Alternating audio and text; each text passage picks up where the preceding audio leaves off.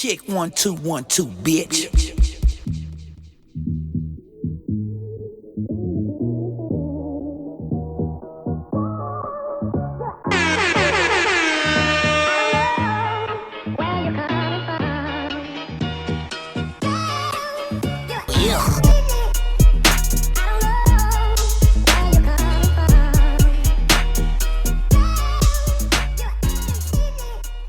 What up? What up? This is episode 170. 170? Of the iLLogical Sense podcast. This is your boy Busby. Give me a hell yeah! And over here it's your boy JC No Hunters. And Martin. What the fuck is up, man? Shit.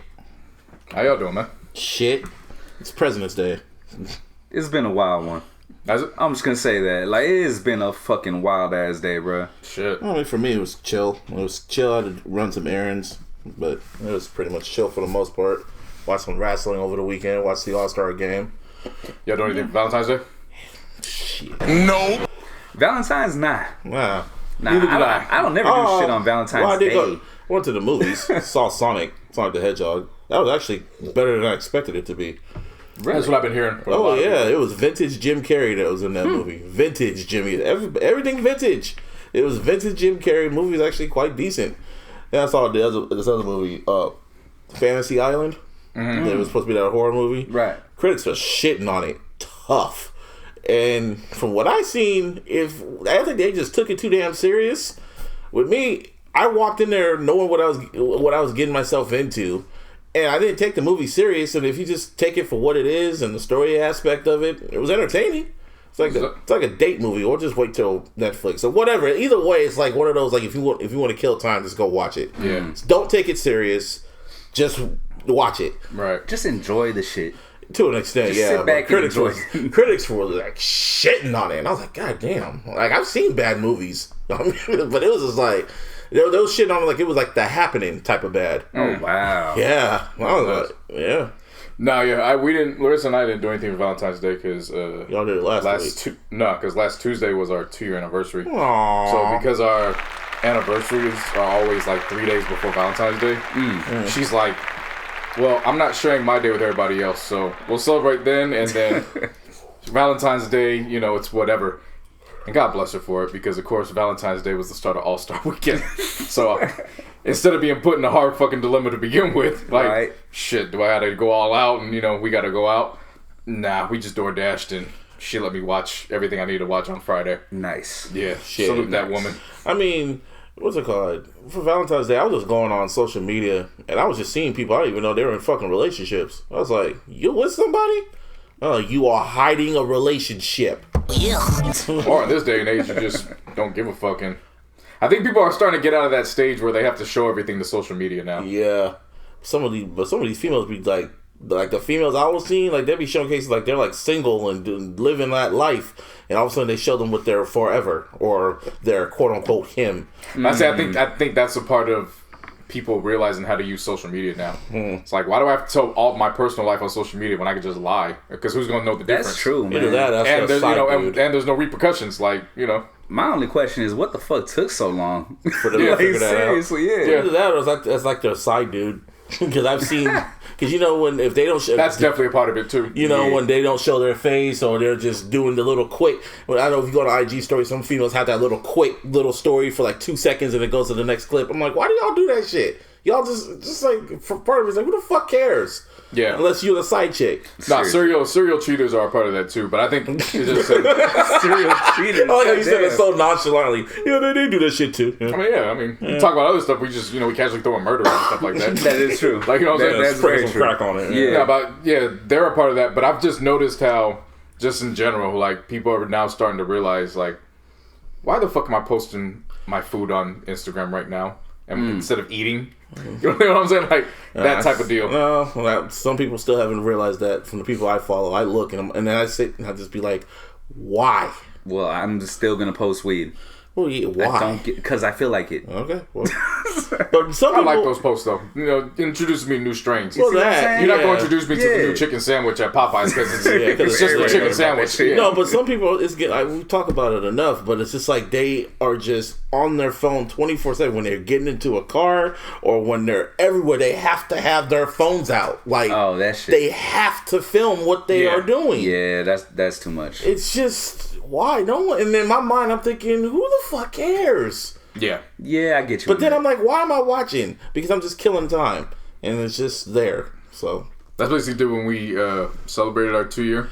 Like when I went on social media, because last year we did the memories. Nice I saw post. that shit, and then I just saw it in the memories, and I was like, why do I gotta post this shit again? And I looked at her, I was like, do you care if I post this shit again? She's like, I just cared about the first one. Like, now whatever.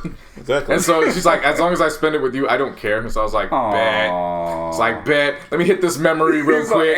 Let me screenshot it. Let me put it to Instagram. And there we go. Now they know today is our day, and I didn't have to do much of anything. You have to do a lot of typing. Like, you just know. You know, some people, that just be weird with it, man. Some people just have to film everything. I don't get it. Yeah, round of applause for Russell. You know who's not having a good. Definitely. You know who didn't have a good Valentine's Day was fucking Kalani. Or maybe she did. Yeah, maybe it was all marketing. Yeah. We might as well start there. Fucking, ugh. So, Kalani and YG, I knew this shit wasn't gonna last. So first, I'm going down the road. He cheated on her with a white girl on camera. TMZ caught him. It was a TMZ, one of them fucking blogs. Then she fucking drops a record going at him. And then he said, I'm sorry. Gets back with him. And I'm like, all right, whatever. And then Valentine's Day comes around. She posts a video of her walking into the house. And there's, of course, red. Red roses all around the house, leading to the bathtub. Roses usually red. Yeah, usually. I'm just saying that because he's a blood. On Valentine's Day. And I think if you saw his hair, I guess he colored half his hair red for whatever reason. I was like, all right. Yeah, it's been like that since the Grammys. Really? Yeah. Oh, wow, that's news to me. Nah, he performed on the Grammys with that. Yeah, with the Nipsey tribute. Yeah. I thought that was just for that, but he kept it. Oh, no. Oh, shit. Yep. Damn right. Anyway, so yeah, that happened, and then that same night they dropped a new record together. What was it called? What was that record called? Conclusions, Confessions, Conclusions, something. Some shit with a K in it. Because blood shit. Yeah, ain't no C's. Ain't no C's and ain't no C's cut. Forget about Conclusions. Yeah, conclusions. Conclusions, right? And I saw it. I'm like, okay, whatever. And I'm still thinking this is some publicity stunt shit.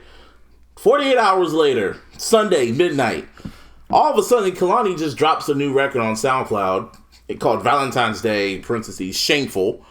And pretty much, it's a diss track to YG. And I'm just like, again? Okay. And then... Do we know for sure it's a diss track to him? Huh? Do we know for sure it's a diss track? Yes, it is, because that I sent in the group chat what she said, because someone said, just leave him, girl, da-da-da-da-da. And she quote tweeted it and said, oh, I'm single now. So it was... But then she deleted it. And of course she deleted it. So... No, it's clear as day she's talking to YG. I understand, but you know what I'm saying? Like, when you delete it, you know, that could be changed by just early morning sex, you know? Like... Yeah, that's what I'm saying. Like, we don't know. The case, we don't know what's going on until, you know, whatever. Like, all I know is this is a song and what was going on around it. I was like, that could be good marketing. Whatever, man. And plus, I mean, it's pretty typical, bro. You get together before Valentine's Day. They've been together. Valentine's Day, and then fucking break up. Dropped a record, and then she drops this record, and it was a good record too, really good record. Both of them are actually good records. I was actually surprised with the. And now I'm thinking about it. Yeah. Now that I'm thinking about it, this could be their 2088, like a toxic ass 2088. What's the shit for Bloods? What's the number for Bloods? Fucking fine. Well, his is 400. All right, 2400. That's just some dysfunctional 2088 shit. Like the complete opposite of fucking Big Sean and Gianna Alco. Just some shit like that. That's probably what this shit is. I just figured it out. 510-400. That's what I was saying. Like 510-400. That's why I was asking. You know, like, do you know for sure it's a diss or? It sounded because it literally came out 2 days after YG dropped that track. I was like, what? Because if you go down her fucking history of relationships, I'm just gonna run it down. First, she was with Kyrie Irving. And then she cheated on. She was with Party Next Door first. Okay, Party Next Door. Then got with Kyrie Irving, and then cheated on Party Next. But that was the rumor because Kyrie. I'm just gonna go down. I'm just gonna go down the history. But you gotta give the true history. I know, but I'm just gonna go. But so what I'm saying is she never cheated. My nigga, let me just tell this damn story, and then I'm just gonna go back and forth with everything that's going on. So she was with Party Next Door, gets with Kyrie Irving, breaks up with Kyrie Irving, gets back with Party Next Door. Party Next Door pretty much alludes that she cheated on him. She cheated on Kyrie Irving with him. People getting on her. She's threatened suicide by filming the shit, which was fucking weird. And then fucking when she's in the hospital, she has like I remember this shit distinctly. He's in the hospital and she films Party Next Door with his head down, but he's wearing a beanie that says Party Next Door. So he's having his head down just high enough so you make sure you saw the Party Next Door. I was like, what the? What kind of shit is that? I was like, all right, whatever. So then they break up. And so then that goes away. And then she gets with a female. I forgot what the female was. She was with her for like a long time. And all of a sudden she gets with her BFF soulmate, who happens to be a guy and he's bi. That sounds like an M line. What's wrong with that though? No. I'm just because the reason why, because she was saying that she was a lesbian. She was saying she was lesbian and shit like that, alluding that she's a lesbian. But then she gets with her BF. She fucks her BFF bi best friend dude, gets pregnant, has his kids, like, oh, this is my soulmate, blah, blah, blah, blah. And all of a sudden, she doesn't do nothing with him no more. And then all of a sudden, she announces she's co-parent. So. Co-parent, no, but she's not really talking about him or anything. And then she gets with fucking YG, and they make this grand-ass announcement that they're together and shit like that. And then he cheats on her, and then she drops a record dissing him. And then all of a sudden, they get back together, and they drop a record together, claiming their love. And then she finds out he cheats again, and then drops another diss record. That's just lit. That's that toxic shit. That's just like legit. That's just lit. This is lit.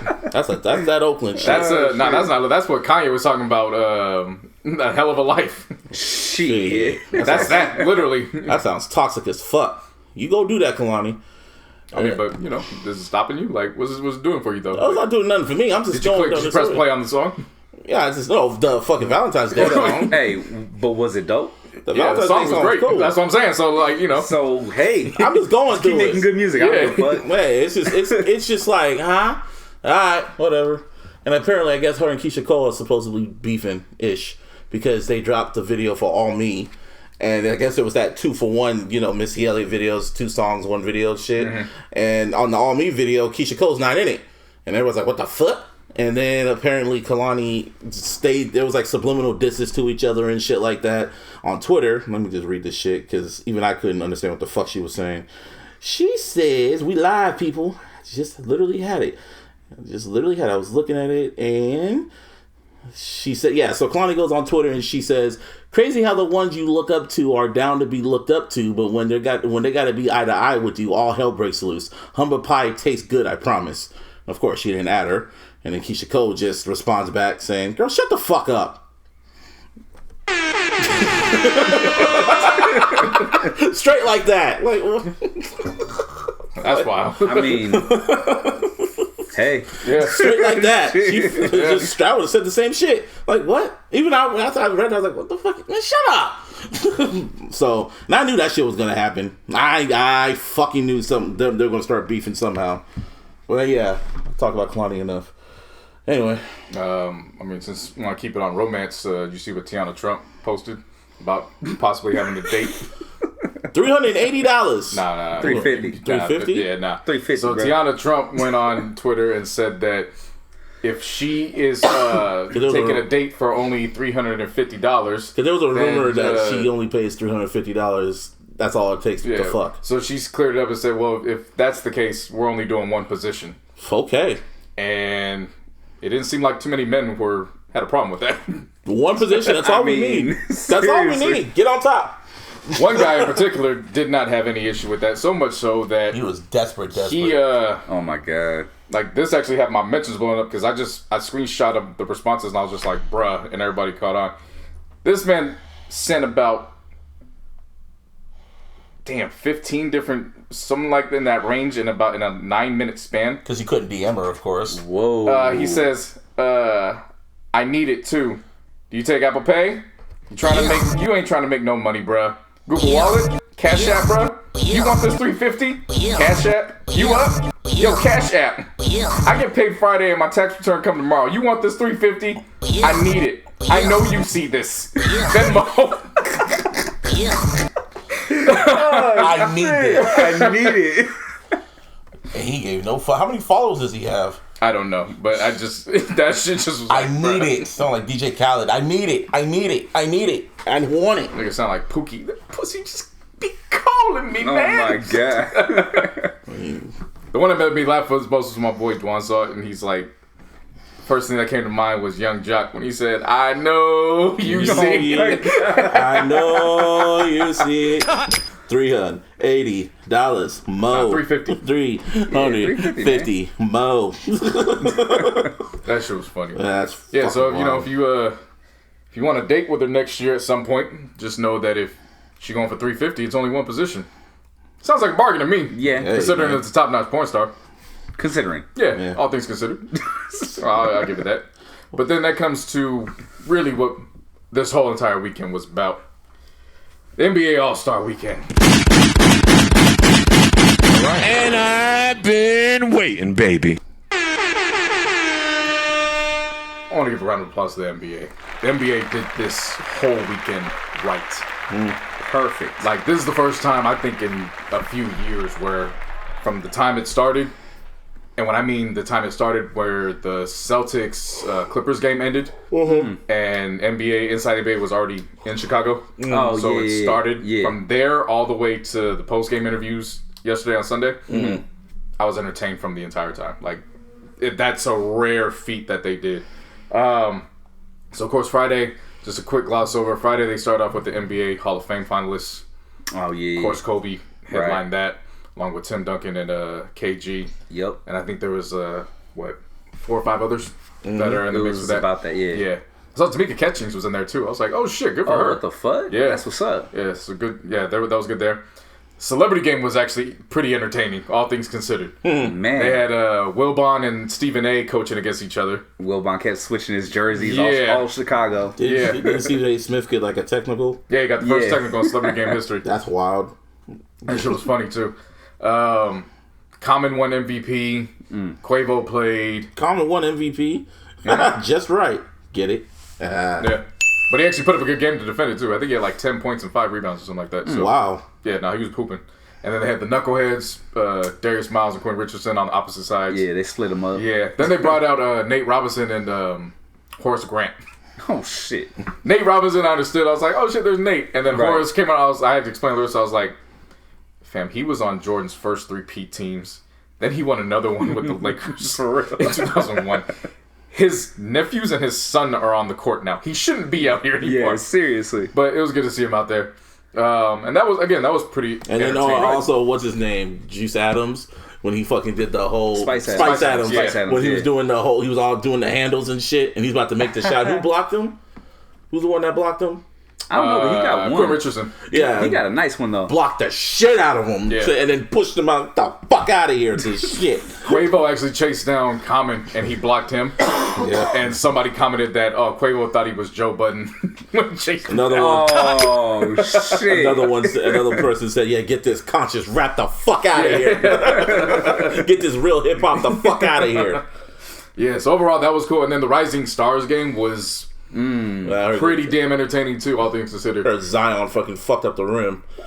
Yeah, he did fuck up the rim. And they had That like was the only event that I missed. yeah. So of course Luka Doncic and Trae Young were all-stars as well. Yeah. So as they were playing along, I'm like, okay, you can sit them now. Like, I don't want to see them tonight. Like, save Yeah, them. Right. But then I spoke too soon because then when the clock was running down the first half, Trae dared Luka to shoot a half court, and Luka hit. I'm pretty sure it was nothing but net, but it might have been a backboard. He did it in his face, and all Trae could do was just turn around like, "Fuck." Fuck you. But yeah, that was cool. So Friday night was like, all right, cool, like Yeah. we good. Then we got the slam dunk competition. No. that wasn't it? What else? No, Saturday happened, but that's remember Slam Dunks is always the last competition. Oh, the fucking, go on. Yeah, so the skills challenge. Skills shit. challenge is a big man's game now. Seriously, though, bro. The That guards makes no don't. sense. The guards ain't winning this shit. Like Patrick Beverly, Yeah. that's the first one to get knocked out. And everybody picked him. Yeah. Yeah, Bam Adebayo, he took it for the Heat, so applause to him. I'm sure he'd go to Pat Riley now and be like, look here, man, I need that bag. The 3-point contest. That was fire. Salute to them all. Bruh. Well, that was pretty fire. That was a shooter's contest. I was mad, though. I ain't gonna lie. Why? Because my brother told me that Buddy Hield was gonna win. And you bet against him. And I went with Booker. Shit, I went with Duncan Robinson. Hey, I was just enjoying the show. Shit, you were better than me because I went with Duncan Robinson. Nah, I was Motherfucker like, had like 17 and I was like, fuck. I was just basing it off the shot. Because, I mean, you know Booker's shot is butter, bro. Yeah. You know what I mean? Like, that shit's just smooth as Right. fuck. He really doesn't get no lift. So I'm like, all right, I feel like he's more light-footed than Buddy. Turns out Buddy didn't even fucking jump at all. He was all arm. Well, that was like, if you notice, a lot of those guys, they're all arm. Yeah. They're not jump shooters. They're just shooters. Yeah, no, definitely that. But I mean, like I said, I just figured Booker had just like a smooth release. Like it's just gonna be, easy. Yeah. Nah. I like the Fireball edition. Oh yeah, that shit's the two fireballs. The Mountain Dew shit. Yeah. So I like how many points you get with that? If you make it? 3. Oh, okay. Yeah. And so, it's a little bit further out too. So you know how the regular ball is 1, the money ball's 2. Those ones, there's only 2 in there, but if you knock those down, it's 3 points apiece. So it could kind of, like Reggie was saying, if you hit that one and then you get to your money ball, now you're in stride, and which some of the guys kept doing. Yeah. But Buddy Hield, boy. Man. The shootout with him and Devin Booker, like, literally came down to the final. To the final shot. The final shot. Last shot. Yeah. So he won that, 27-26? Something like final that. round? Yeah. So that was good altogether. Yeah. And then we get to this dunk contest. Oh my god. That was by far one of the best dunks competitions I've seen. Best one since 2016. Yeah. The one in Toronto. It went to overtime. Aaron fucking Gordon, San Jose native. Yeah. Round of applause. They fucked you over again. He definitely did. But matter of fact, all the dunks were just like great, and they all did it within 1 or 2 tries. For the most part, yeah. Dwight Howard low-key yeah. disappointed me.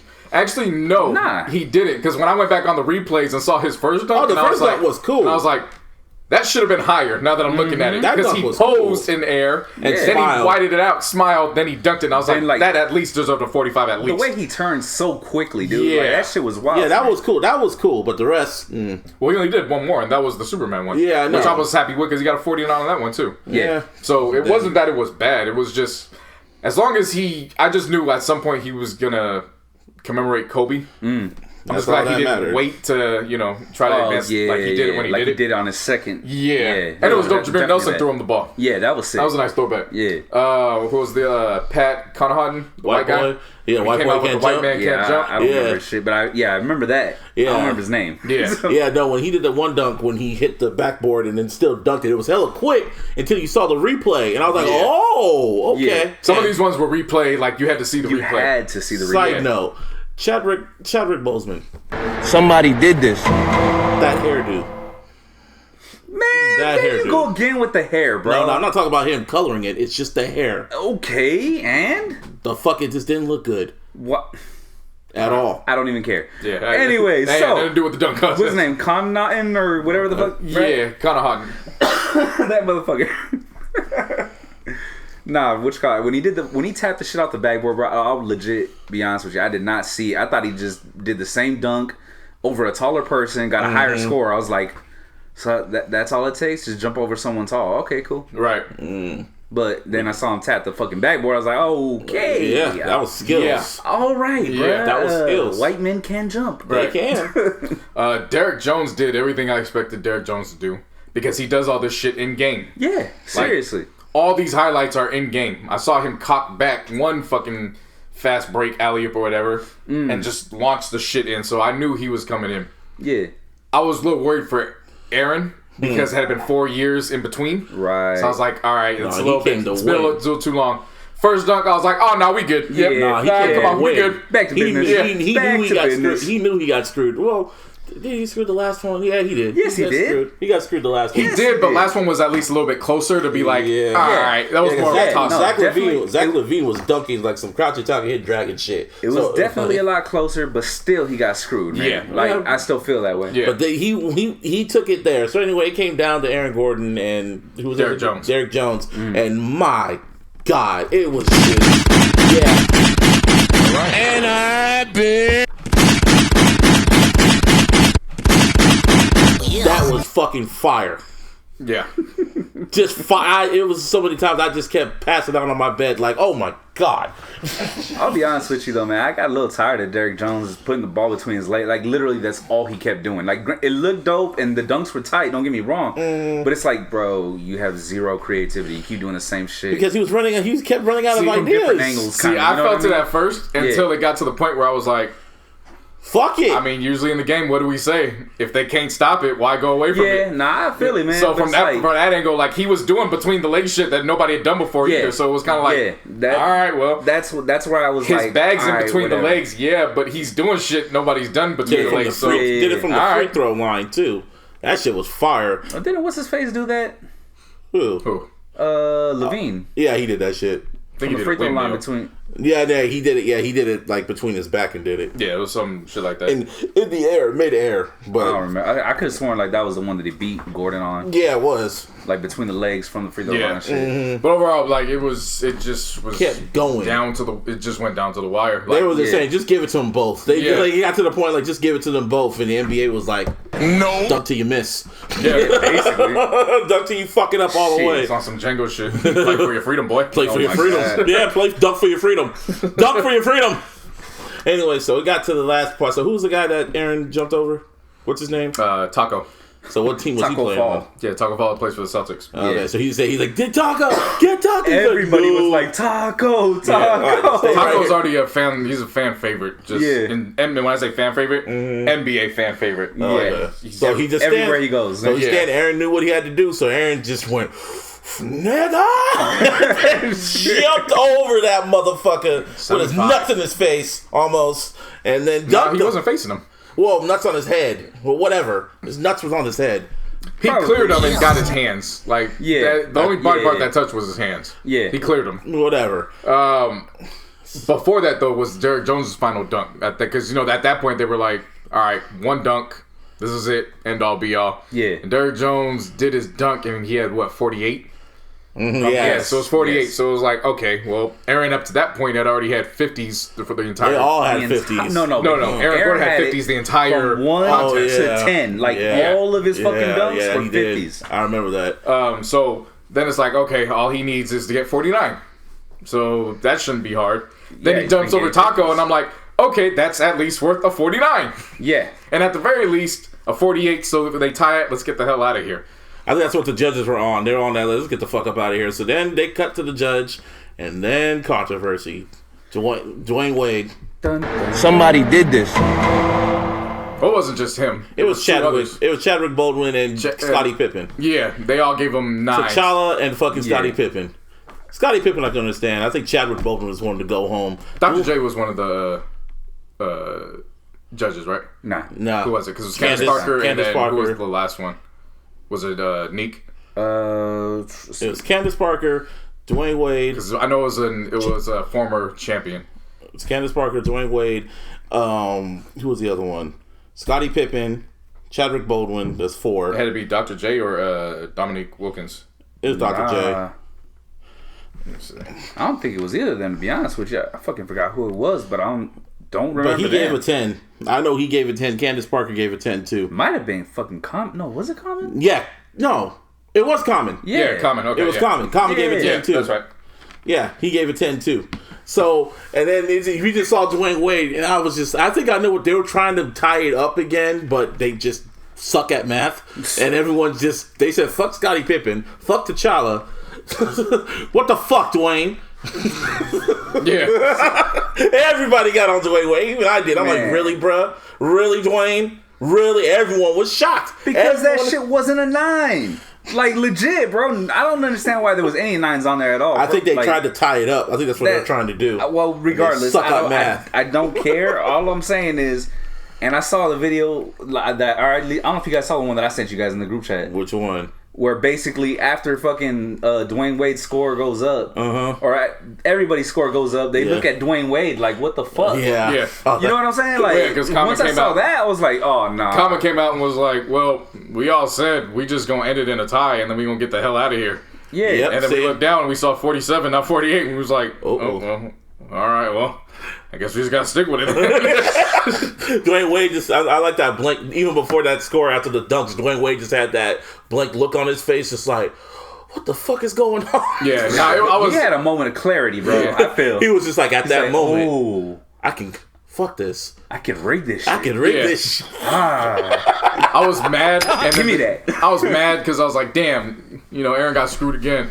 But then the jokes started flying, and then I was like, this might have been the best case scenario. Oh yeah, that's what I'm saying. That's what made that dunk contest so great. Because like that Crosby moment. said, the focus then went on Wade, and then of course Wade coming out the defense of his daughter, last week. Right. I made him the bad guy again. Somebody said Wade's 9 really identifies as a 10. Ah, shit. My homeboy said Dwayne Wade's wardrobe looked like he went through his daughter's closet or some shit.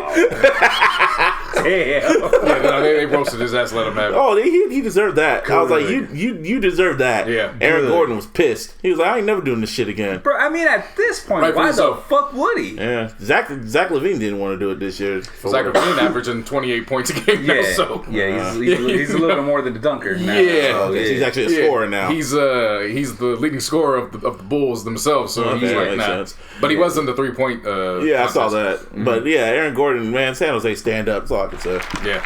Yeah, nah, he showed out, man. I don't give a fuck whether you got the trophy or not. Showed his He ass. deserved that shit in my mind, and he fucking showed the fuck out. And everyone, you could tell everyone in that arena was pissed.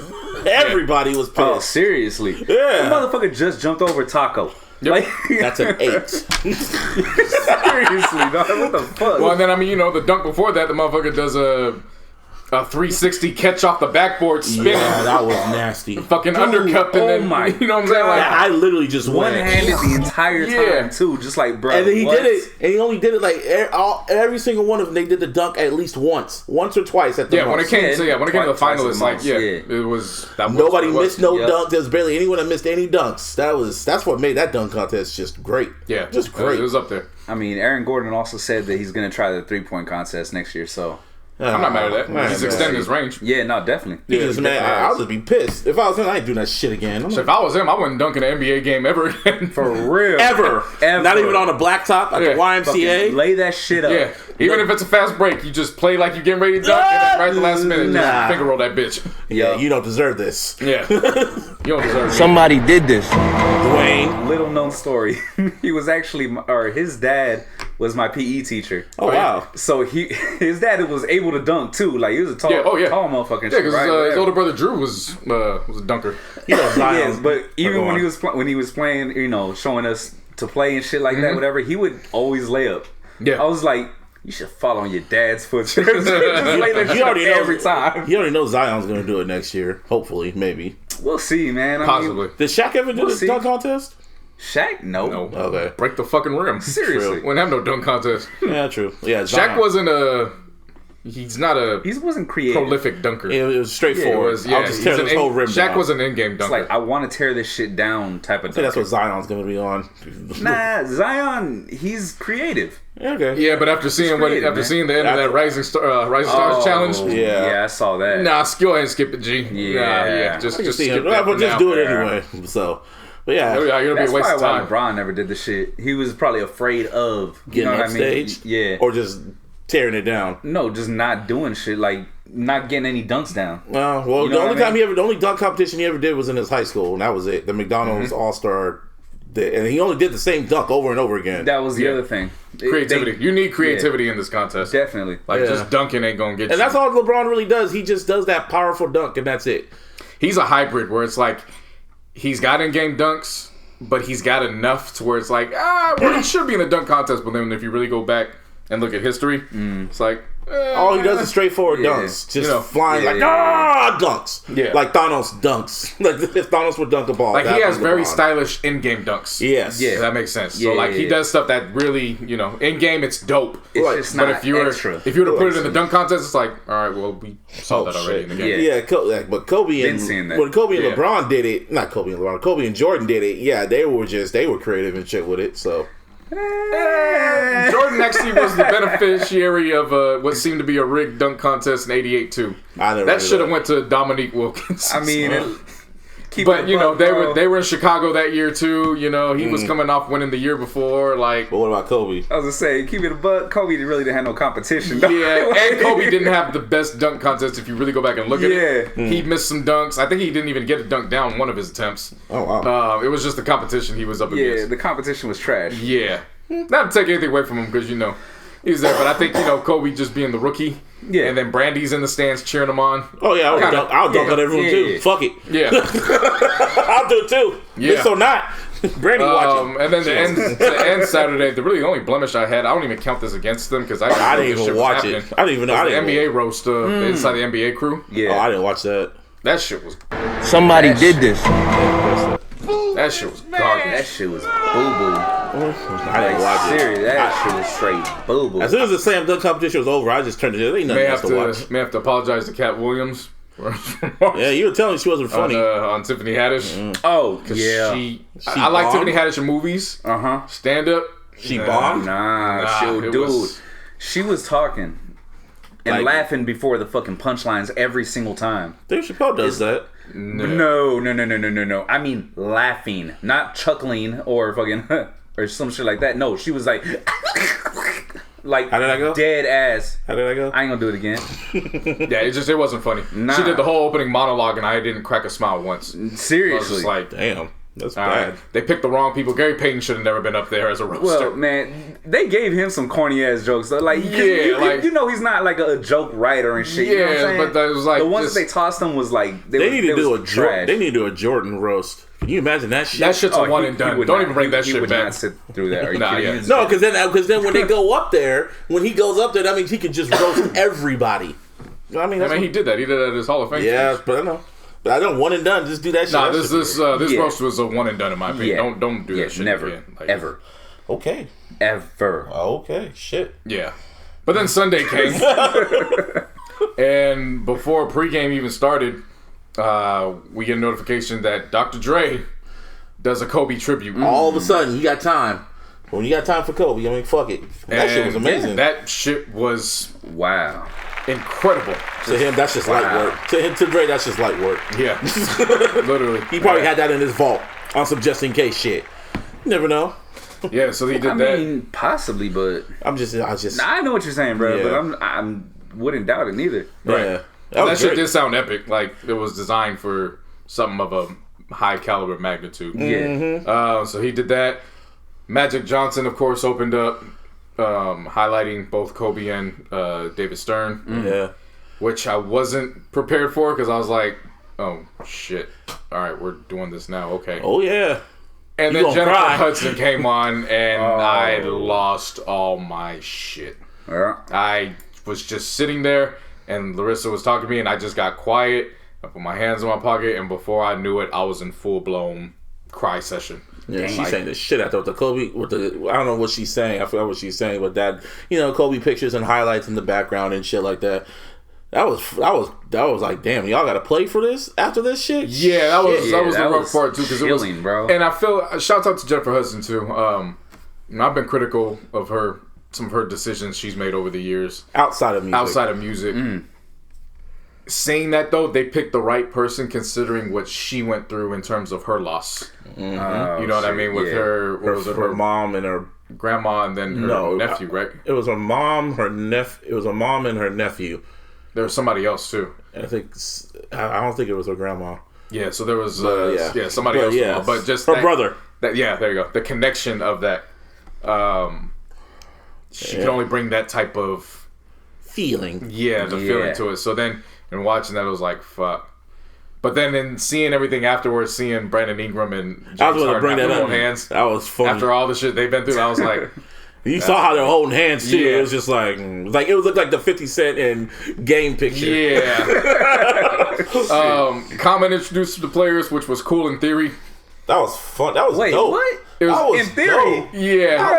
Until it just kept going, and I was like, all right, we gonna play the fucking game. Oh, man. you Like, fucking stupid. play this fucking game or not, bro? Like, Man, that was no. dope. And all the Kanye music playing in the But I background. will say that it did last a really long time. Yeah, I think But the his shit was dope to me. I was fucking with it. It was dope. I think it was just it was compounded by Dre, then into Magic, then into Jennifer Hudson, then he had to do it. I just felt like I was like, all right, now it's like we're doing like an hour memorial and then getting into it. Okay. Yeah. But I did see something dope with that, which was when he said, when he gets to the part about Kobe and he said you could be Kobe's light. I guess everybody in the stadium had these wristbands. And they all turned when yellow. they said Kobe's light, the wristbands all started flashing. all turned yellow. Yeah. Yeah. That's tight. So that was cool. Then it came to Shaka Khan. Oh, so now Somebody you know how my did mom this. feels, huh? Now you know how my mom feels. I sent that to my mom and she was like, Shaka Khan. Shaka Khan, Shaka Khan. First of all, that was Baka Khan. Oh my god. I told you. Don't ever see Shaka. My mom told y'all. I told you. Shaka got we didn't through. have a choice. No, I had a choice. Could've turned that shit Shaka off. probably did 2 lines, and I got up and I walked out the living room. Oh, I waited. Oh, yeah. until the- Oh, I watched this shit. I'm like, I was surprised nobody laughed. Like Fergie. Oh shit, for real. maybe, yeah, no, dog. maybe I was that like- shit was just as bad. Yeah, no, I had to it think about it. was- I was like, which one was worse, this one or Fergie? Yeah. Nah, that it was Shaka Khan. They didn't want to think laugh. so? Oh yeah. You think that one was worse than Fergie? Mm-hmm.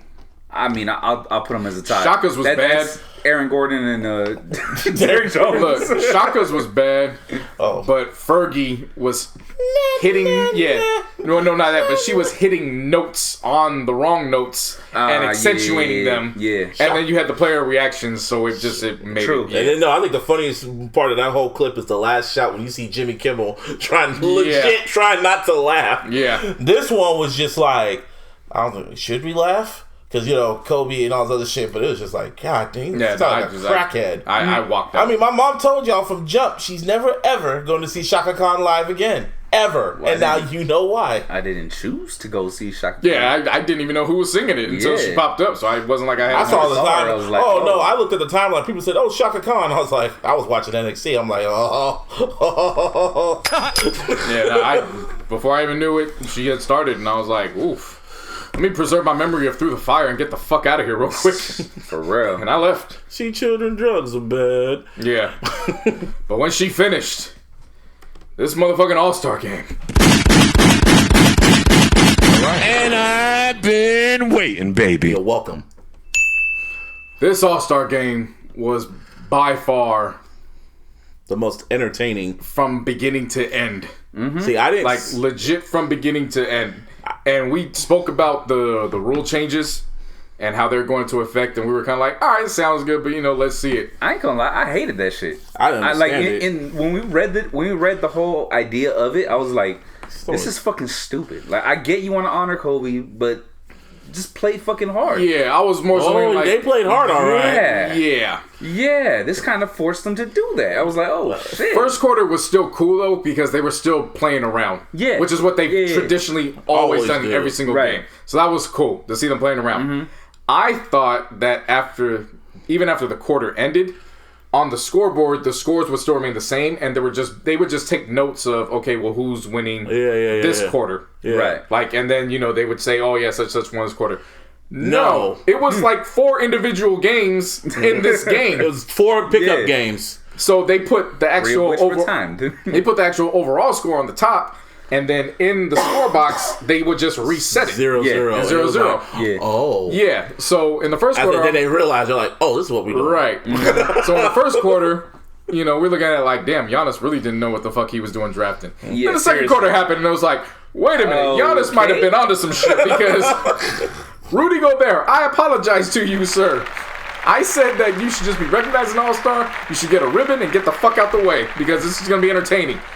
No, Rudy Gobert came in and was the unsung hero of the All-Star game. Shit. He was the absolute wild card. Motherfucker finished with 21 and 11 and some blocks. Playing defense. In a game where we were laughing at defense, but then it boiled down to, what? You guys got to play some defense Yeah, tonight. Gotta play defense. I missed like the first half. So then, Well, before you get to even the second half, this is how dope the first half was getting, was how Team Giannis was whooping their ass, and then Trae Young, after seeing Luka Doncic pull a half-court shot, he goes from half-court, hits that shit nothing but net, and they all just like go crazy. And then the kids in the stands for the charities, that gave it a March Madness feel. Oh yeah, because they were cheering it on. Now it's a little more personal because $100,000 every quarter that's going to the charities. Right. So at the end of the half, they each had split $200,000 in charity money. The third quarter happened, and it didn't seem to click for the players that okay, this is still a new quarter. Like let's go because they all came off sluggish. And then it got to the 6-minute mark. Usually in the All-Star game, that's when it starts picking up. Third quarter, that's when I noticed. Because that's when I came back. Because I was watching wrestling. So I came back in the third quarter. And that's when I noticed halfway through. I'm like, oh, they playing. Yeah. Oh. I was like, okay. Yeah. But see, that part of it is kind of normal. Like JC mentioned earlier. Like, what's it called? Once it gets about that halfway point of the third quarter, they usually go hard. Yeah. But this one was just like, it seemed like more like they were dead the fuck serious. There was still fast breaks, but it was less. It was less fast breaks. Right. So I noticed that. And then when they ended in a tie, I was like, okay, they're just going to split the 100,000. That's what I was thinking. And then it was like, oh no, we just going to roll this over. Yeah. And so the fourth quarter we're just added to the 200,000 that's already there. So I'm like, so they playing for 300,000 in this quarter and they turning the clock off. Yeah. And the score was 157. That was the get to score. No clock, commercial free, and my God. Yeah, because it was 133 to 124 going into And that. My God, ladies and gentlemen, that was by far the most entertaining basketball that I have ever watched. That was fucking. It was great. It was just when they started the quarter, I was confused as fuck. What? I was confused as fuck when they started the quarter. Because I'm looking on the court and I'm like, where's LeBron? Why are all the starters still on the bench? I noticed that. Because then you see LeBron on the chilling on the court. He has this look on his face. I'm like, does this motherfucker know that Giannis' team only needs 24 points and they still need 32 to get to somebody did this. I was like, and then all of a sudden you just see Harden, you see Kawhi. They all I don't even know if Vogel even called them in, but they motherfuckers just walked off. So then it just starts getting they really starting to play defense, and then it gets to the point where there's a foul. LeBron is complaining to the refs about fouls, and I'm like, LeBron's complaining about fouls in the All-Star game? What kind of shit is Even before that, Harden, give that man a round of applause because he put the clamps on Pascal Siakam in the middle of the game, and I was like, wait a minute, he's playing defense. Harden playing defense? Yeah, I was like, wait, what? What is going on? It was like Rudy Gobert was showing out like, okay, he's doing. No, Rudy Gobert was a factor. He but he's known for that. Though. No, but what I'm saying was known for defense and shit. But what I'm saying is, it became a focal point in that portion. Yeah. So it was like, oh shit, now you got to strategize for that. and then LeBron during timeouts, he's coaching, yelling at his play. Niggas are bickering at each other, and then that's when it just dawned on me. I'm like, we're watching history right now. This is fucking college. It was a pickup game. It was a live pickup game of just the All-Stars. This wasn't about charity no more. This was about pride. And I loved every minute of it. It was incredible. Oh my God. Incredible. You saw Spike Lee running over the court. Spike Lee was on the court. Yeah. And I was like, this ain't a Knicks game. Yeah. And oh my God. And then the way everybody's leaning over trying to watch the damn game, like it was literally like you were at the YMCA, you were at the Rucker. Fucking celebrities. Kyle Lowry taking taking charges and shit. Oh, like, wait, yeah. what the fuck? When LeBron was going over to when they were going to the refs, and the refs just looking at them like, y'all niggas serious. like y'all dead the fuck. They had to do replays, challenge plays. They had to go on the headset. Commentators going, "This is an All-Star game. Why y'all doing this?" That was amazing. It was amazing. That whole shit to the free throw, and it was like, No. See, listen. This is how I looked. I was like, I get it. But they need to check that shit out. Just check the ball out, and last score wins. Fuck it, game point. That was the selfish part. That shit was that whole shit was just fire. Hell no! I'm gonna tell you about the last 5 minutes of this game. I'm talking about the last free throw. Well, that's fine, but I'm gonna get down to the last 5 minutes of this game. The running back and forth and the defense in the fast breaks and there was no fast break points in this fourth quarter. They ran the stat. There was no fast break points in this fourth quarter. When it seemed like LeBron had a clear-cut shot to the basket, and Giannis came in and batted that shit. And then it became a challenge for that to see if it was goaltend or if it was actually that shit. Then they had to go back and set that. Then when they went on the other way and Kyle Lowry got called for the offensive foul. Right. And just both benches are just like running onto the court, cheering, like going at each other. Yeah. And then it got to the point where James Harden, for some reason, was in a position to win the game. Shit out. God. I literally got up from my TV and said, "Nigga, why did you pass the ball?" And then I caught myself like, "Why the fuck am I this invested?" Because it was like I just got flashbacks to the Warrior game. It was like flashbacks to the Warrior game when y'all blew that shit. Like you could have ended it, but you said No. and just pass the ball. Yeah. I didn't understand that shit at all. I was still confused. I mean, I don't know what he's doing. Unless they were trying to give it to somebody else Did he in know particular, you know what I mean? Did he know the score? I don't. Whatever. No, but that's what I'm saying. Like, maybe they were trying to get it to a specific player so that he can close it out. I just know damn sure it wasn't playing to the clock because there was no There clock. was no clock. Yeah, no, exactly. It was like wide open, and he just looked up and said, No. "Pass." Yeah. Yeah. But, and going down to it, I just like the fact that it came down to game point versus game point. Mm-hmm. Because at that point it was 156, 155. 154. Yeah. No, 155. And then LeBron had it. First, LeBron tried to end this shit from the logo. And God. And I was like, You're not Steph. no. I was like, That's what I I like that. No, I liked it too, but I was just I like, like it. when he did it, I was like, oh okay, fuck. I just, said, I just yelled at "You're not Steph." That's what I said to myself. I liked it though because I was like, go big or go home. And I was like, they can never take away from the fact that you ran away from the shot. And go home. Yeah. So he did that. Then when he realized, I'm not going to do that. You know what? Here's AD coming. This is where LeBron makes his bread and his butter and what he's known for. Yep. Making the play that nobody else can see. So he passes it to AD. AD gets called down to the ground. They call the foul. And I'm looking at it and I'm like, we only need 1 point. He's got 2 free throws. Yeah, and then LeBron looked at everyone and said, "It's over." And then it was just hilarious because he missed the first one, and I was like, if he would have missed the second one, I would have laughed my fucking ass off. You want to know something funny though? What? He actually went on like at an interview afterwards. Yeah. He missed the first one on purpose. Yeah. Okay. He went over there and he's like, I'm going to do this for dramatic shit. Watch. And then he went up there and missed the first one and he's like, nah, I got him where I want him. Drained that shit. End of the game. In my eyes, it was the perfect end of the game. The kid from Chicago seals it. Oh yeah. A Laker seals it. Yeah. So I was happy with that. too. Yeah. And I remember just standing there looking at the screen like, What the fuck did I just Kobe watch? just saved the All-Star game. He sure did. Shit. You're welcome. Like, You're welcome. incredible. Yeah. And then I just started thinking about it. Like, can you imagine Jordan and Kobe playing in this format? Or like you said, Kevin Garnett, niggas' heads would have my started God. rolling. Yeah. Or Charles Barkley, Barkley. Shaq. Shaq's all about fun too. Yeah. No, if it was dead ass serious and pride was on but the I'm just line. saying, like Shaq would still find a way to be like joking around Yeah. and shit. Well, I'm just saying. All I can say is I can't. Because you got to remember, too, guys were going at it like this years ago. Yeah. And they had the opportunity to go at it like this years ago. And They Shaq still was chose always not to. joking. Yeah. Okay. Well, I'm just. It just got so intense. It was like, this is hilarious. It was hilariously entertaining. And all I said, man, I can't wait till the fucking Clay and Steph come back. I can't wait till fucking KD comes back. I can't wait till Zion and them come back. And Kyrie. Oh, damn. This is going to be fucking... yes. Yeah. Especially when it comes to next year. Like you said, so the Splash Bros are coming back. KD will be back.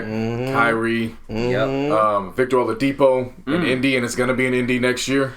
He'll be coming back. Oh, yeah. And then, like you mentioned... They're not coming back, but I expect Zion and John Morant to be involved next year for their first years.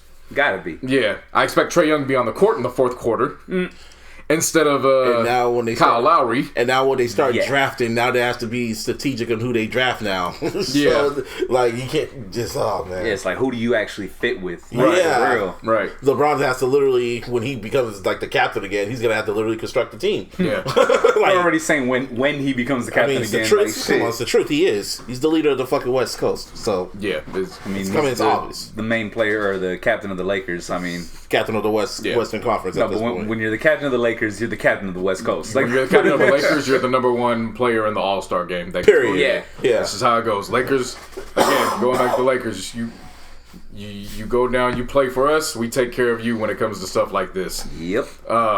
Steph, on the other hand, Steph was on vacation and Living his best life. yeah, Steph was seems like his hand looks good. Hey, man. It looks fine. Possibly could have a fourth on the way in November, December. Hey, man, he don't miss. Yeah, so he looks good. Looks like he's coming back pretty soon. Still say he should just rest the rest of the season, but fuck it. I mean, I can understand come back and get gel with the teammates and get back in rhythm. I get it. Yeah, they've done enough where they. What about Clay? They're not going. And they're shutting Clay down. Clay's right? shut down. He's not coming back. Yeah, so he's living his best life. Yeah. They were playing rock paper scissors. I think in their last regular season game for the break. Yeah, they're just sitting on the bench. To see who made the announcement to Iguodala. Yeah. Oh yeah. Shout out to Kawhi for winning the now retitled the Kobe Bryant MVP All-Star Award. The entire title of this, because I went back and I was like, okay, so they're like, no, this is the entire title. The entire title of this award is the Kia NBA All-Star Game Kobe Bryant MVP Award. It's a long-ass name. A long-ass name, but I'll let it slide. I mean, nah. Nah, I'll let it slide, man. Adam Silver got it right, man. That's the Kobe Bryant Award. Adam Silver is just a reminder that he is the most culturally in tuned of all the leagues. Mm-hmm. And it's just a reminder that however you feel about the NFL in terms of those are the games you want to watch, NFL. The NBA is the best league. Yeah. NFL players went on Twitter and said, fix the Pro Bowl. Yeah. I don't know how you can fix the Pro Bowl, to be honest. Nah, but I'm just saying, though, man, to me, I'm just going to call that shit the Kobe Bryant Award. I ain't going to say all that other of course. shit, It's going to be called the Kobe Bryant Award. But he had to get you got to do Kia as the sponsor. Whatever. I mean, if you got to do all that, cool. Yeah. But I'm just saying, personally. I was good with him winning that. Yeah. Especially because he came out there and knocked down 8 threes. But, off the court, Kobe has been a mentor to him over the past few years. So to see him win that, I was cool with that. I was content with that. It was that whole game. That I'm telling you, just I woke up this morning thinking about that fourth quarter. I was just like, that was amazing. That was just all around. It was natural, and then it just got to the point. It's like, man, fuck these kids. It ain't about charity no more. It's about pride, and that's what I loved about it. It reminded me of the Dream Team practices with Jordan and everybody, like, just practicing against each other and shit like that, like it was a real game. Ah, damn. That's just, yes. Yeah. Speaking of Jordan is now 57 years old. That's today. Mr. Yep. I don't take pictures with niggas. Yeah. Oh, no, I don't take pictures with Shy Millionaire, because he doesn't take pictures with niggas. Chamillionaire. Chamillionaire. Oh, Chamillionaire. Yeah. Whatever. No, they ain't want to put respect on Chamillionaire's name. Jordan didn't, so why should I? Because he out here doing stuff for various startups, Yeah. Anyway. So he did that. I like what he did at his birthday party, too. When he had the flower, the rose decal in the shape of Kobe's jersey. Yeah. And then Melo went out there and added his own little personal flowers to it as well. That's what's up. So I liked how he paid homage to that. Unlike the gang, who paid homage to Kobe by... What did Game do now? What did Jayceon do now? Paid homage to the game by getting an 8 tattooed. Oh, yeah, that shit. Eyebrow with ribbons, which I thought was a K and a B, just sideways. No. Until I looked at it and I was like, oh, those, okay. Wait. It's not a signature? That's what I thought it was. I thought it was.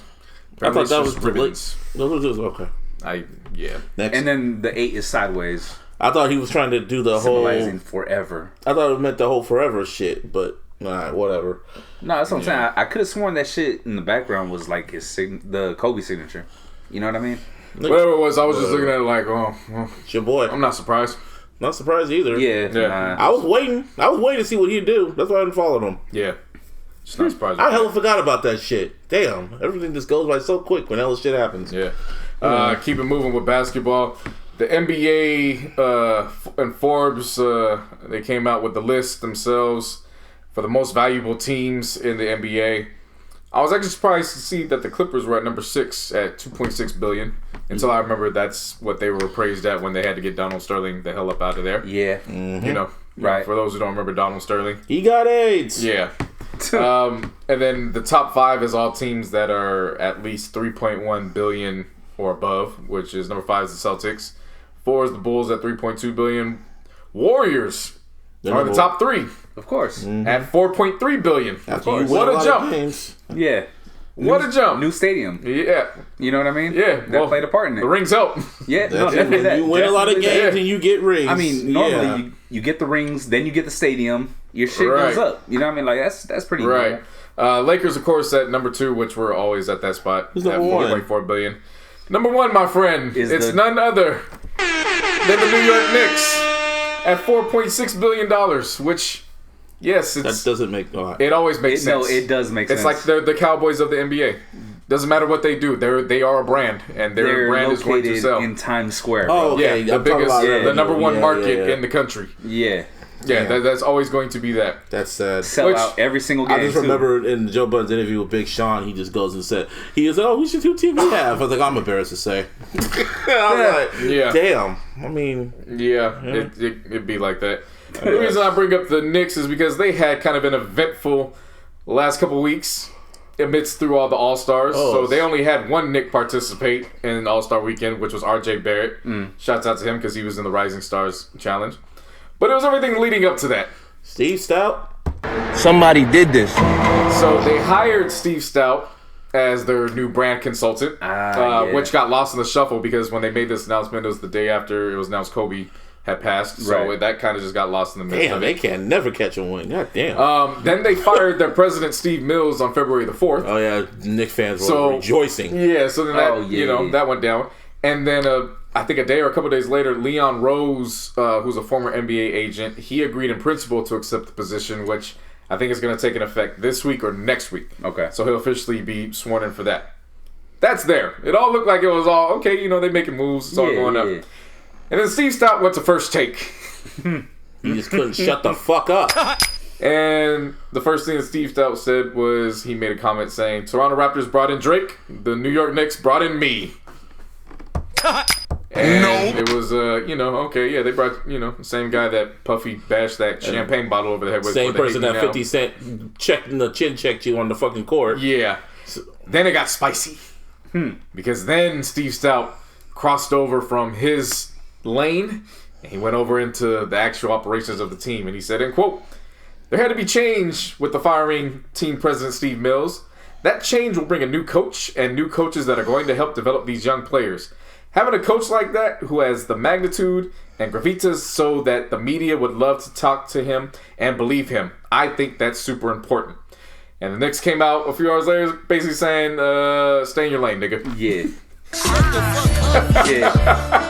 And then he say some shit like, I don't know if I have I do have a voice, and it's a really loud voice. Or some shit like that. Like I inspire change in there and shit. Like, he really just had too much dip on his shit. He had too much dip on his shit. So the Knicks came and officially released a statement saying, while Steve Stout has value contributed to the Knicks' marketing and branding efforts, he does not speak on the behalf of the New York Knicks personnel and basketball operations.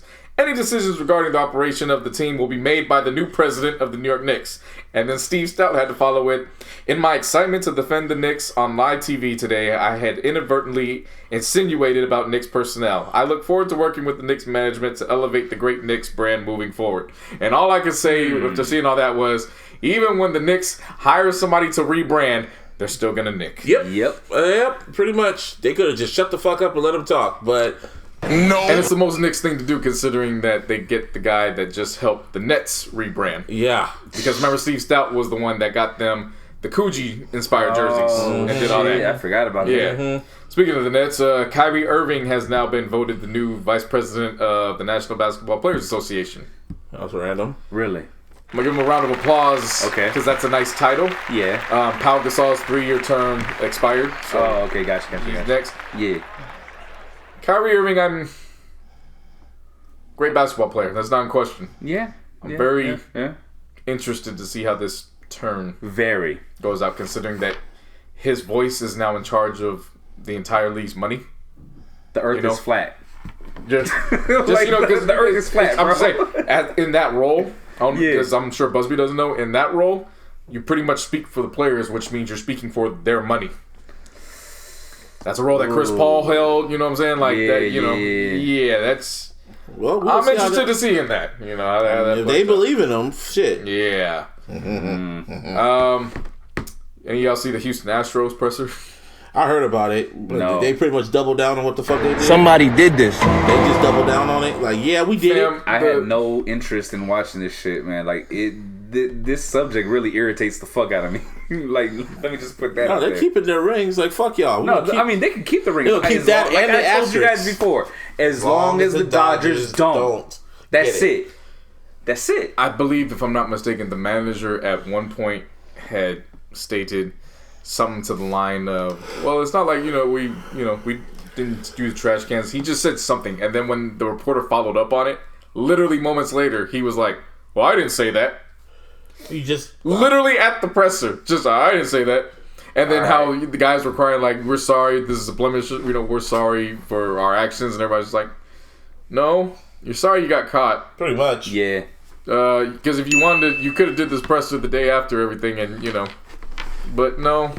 It's gotten to the point where all these Little League teams, they don't want their name to be the Astros in Little League now. Damn, really? Yeah, Yeah. no, seriously. So the commissioners had to get Specifically in LA County, if Yeah. I'm not mistaken. Yeah. the commissioners had to get out in front of that, and he's talking about doing everything except vacating the titles, which I ain't gonna, fuck it. I'm gonna vacate that. I would. Yeah, well. There's a lot of people. There was a player that actually got sent down out the majors because when he went up against them, Damn. they were knocking balls out, and the managers were looking at him like, "Damn, well, you ain't ready," so they sent him down, cost him money. Not only cost some money, basically His ruined his career. career. Yeah, cost him an opportunity. This Like, is a nah, 30 this, for this is a 30 for 30. That what do they call the MLB championship? Just World the Series. World Series. The World Series championship? Yeah. Yeah, so that pretty much has a big ass asterisk. that's what I'm by saying. it. Just vacate it. Yeah. like That's like one big old ass block, like black cloud, like. I will say this though, the dude that got sent down, he wasn't really all that great. Like even before against other teams, I'm sure that played a part. I won't defend him in that because I ain't paying attention to that. I'm just saying when they do something like this, right now you I provide feel- reasonable doubt. I feel- and yeah. now he's going to court himself. Taking it to he taking is. the lead to court. Well, yeah. So Basically saying that they ruined his career and shit. yeah, I mean, hey, man. Yeah. and then to finish up sports with the NFL, 2 quick notes. Myles Garrett's back. And he is doubling down, saying, "What's his name? Who's the quarterback? Mason Rudolph. That he is a racist motherfucker."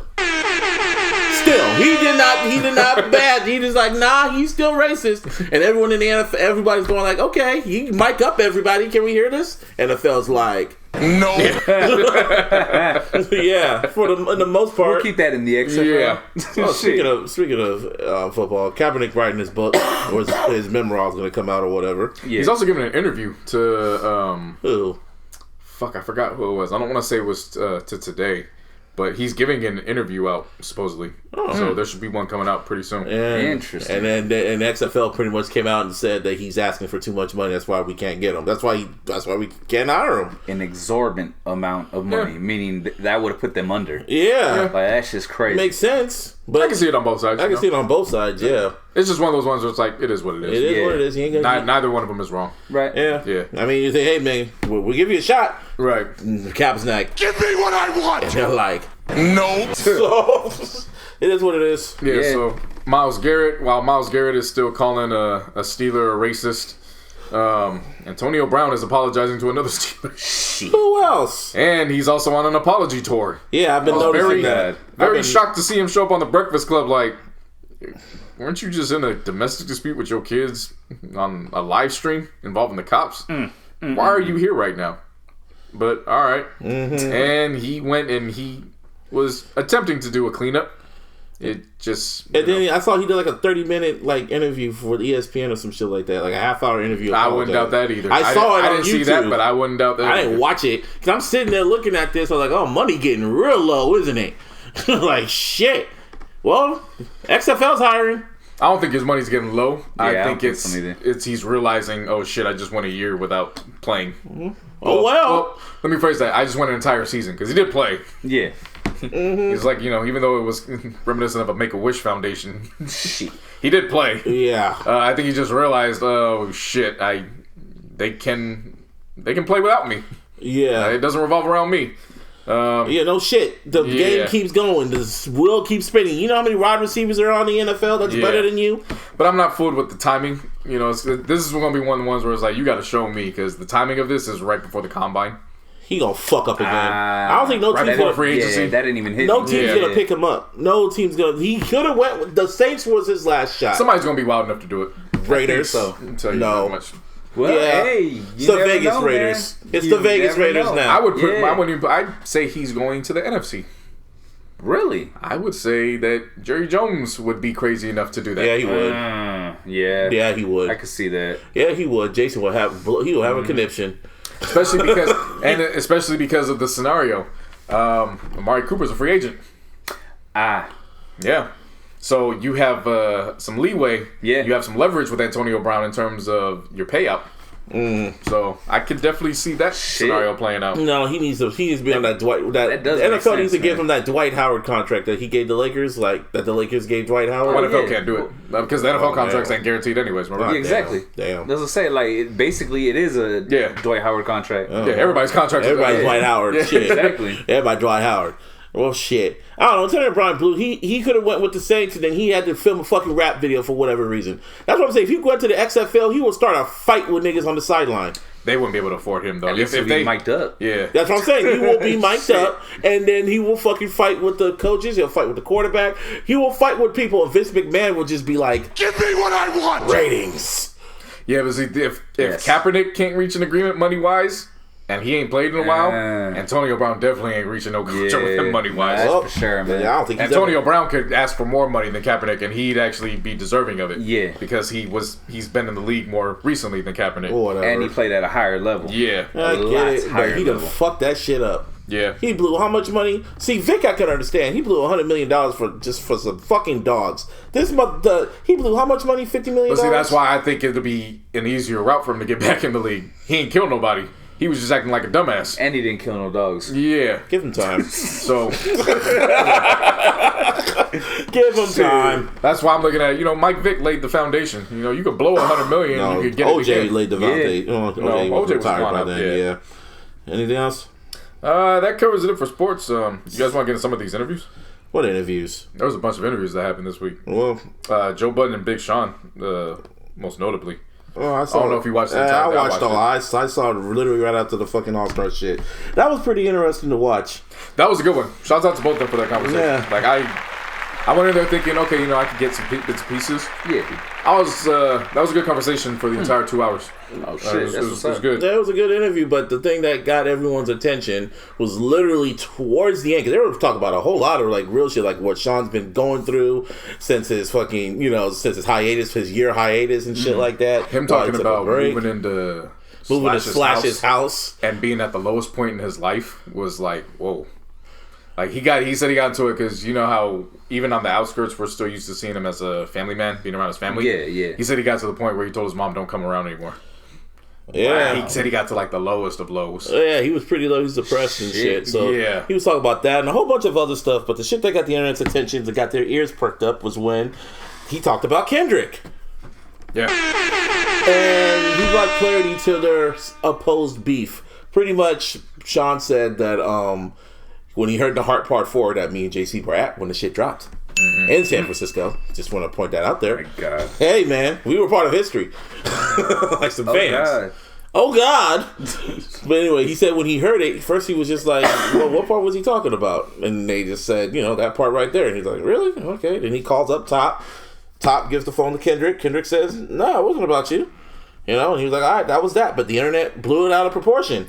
However, I remember when the Element demo came out, it was a snippet of it, and Kendrick literally was sending clear shots at Big Sean. He said some shit around the way. It was like, "You're finally famous just for the chicks that you date. Some you have pubic hair for your mustache, boy," or some shit like that. It was clear. It was clear shots, but then he changed it, obviously. And I was like, oh. Okay, because I still remember No More Interviews, and those sounded like clear shots. All he said was like, he said something about fast rappers, and then he mentioned you can just put an album with skits on it and people will claim you. He said something around those lines, and I'm like, I remember when I first heard it, we even talked about it on here, like years back. Yeah. Damn, years back, damn. I mean, this is years. This happened back in 2017, then in 2016. Still, that's years back. That's still years back. No, of course, that's what I'm saying. Like, yeah. And I remember we talked about, I was like, it was clear shots. It sounded like clear shots at Kendrick. And then he did it again on another freestyle. I remember that one too. It sounded clear as day. Everything always sounds like clear shots unless you put names on it. Exactly, but people, but we're living in another era where people don't say names no more. Like that's like Drake made that popular. I think Hov made it popular. Drake kind of mastered it. Yeah, because it definitely wasn't Tupac. Yeah, he ain't running like he's Pac. It wasn't no Tupac. Pac didn't know what subliminal meant. He was straightforward. Yeah. Biggie was subliminal too, but there were some other things that I liked about this conversation too, which was him breaking down his 3 big singles from Finally Famous. How it's funny how every single artist you hear from, they do not like the beats to what becomes their first big single. Nicky said it last week. So Yep. when he says how he was, so he broke down My Last, and how he broke it down, and they're in the studio, no IDs, like, you need a hit. He's like, all right. So then they play the Can You Stand the Rain sample, and he flips it. Got in the car, and he's listening to it, and he's like, I don't like this shit. And no ID's like, all right, we'll just start writing.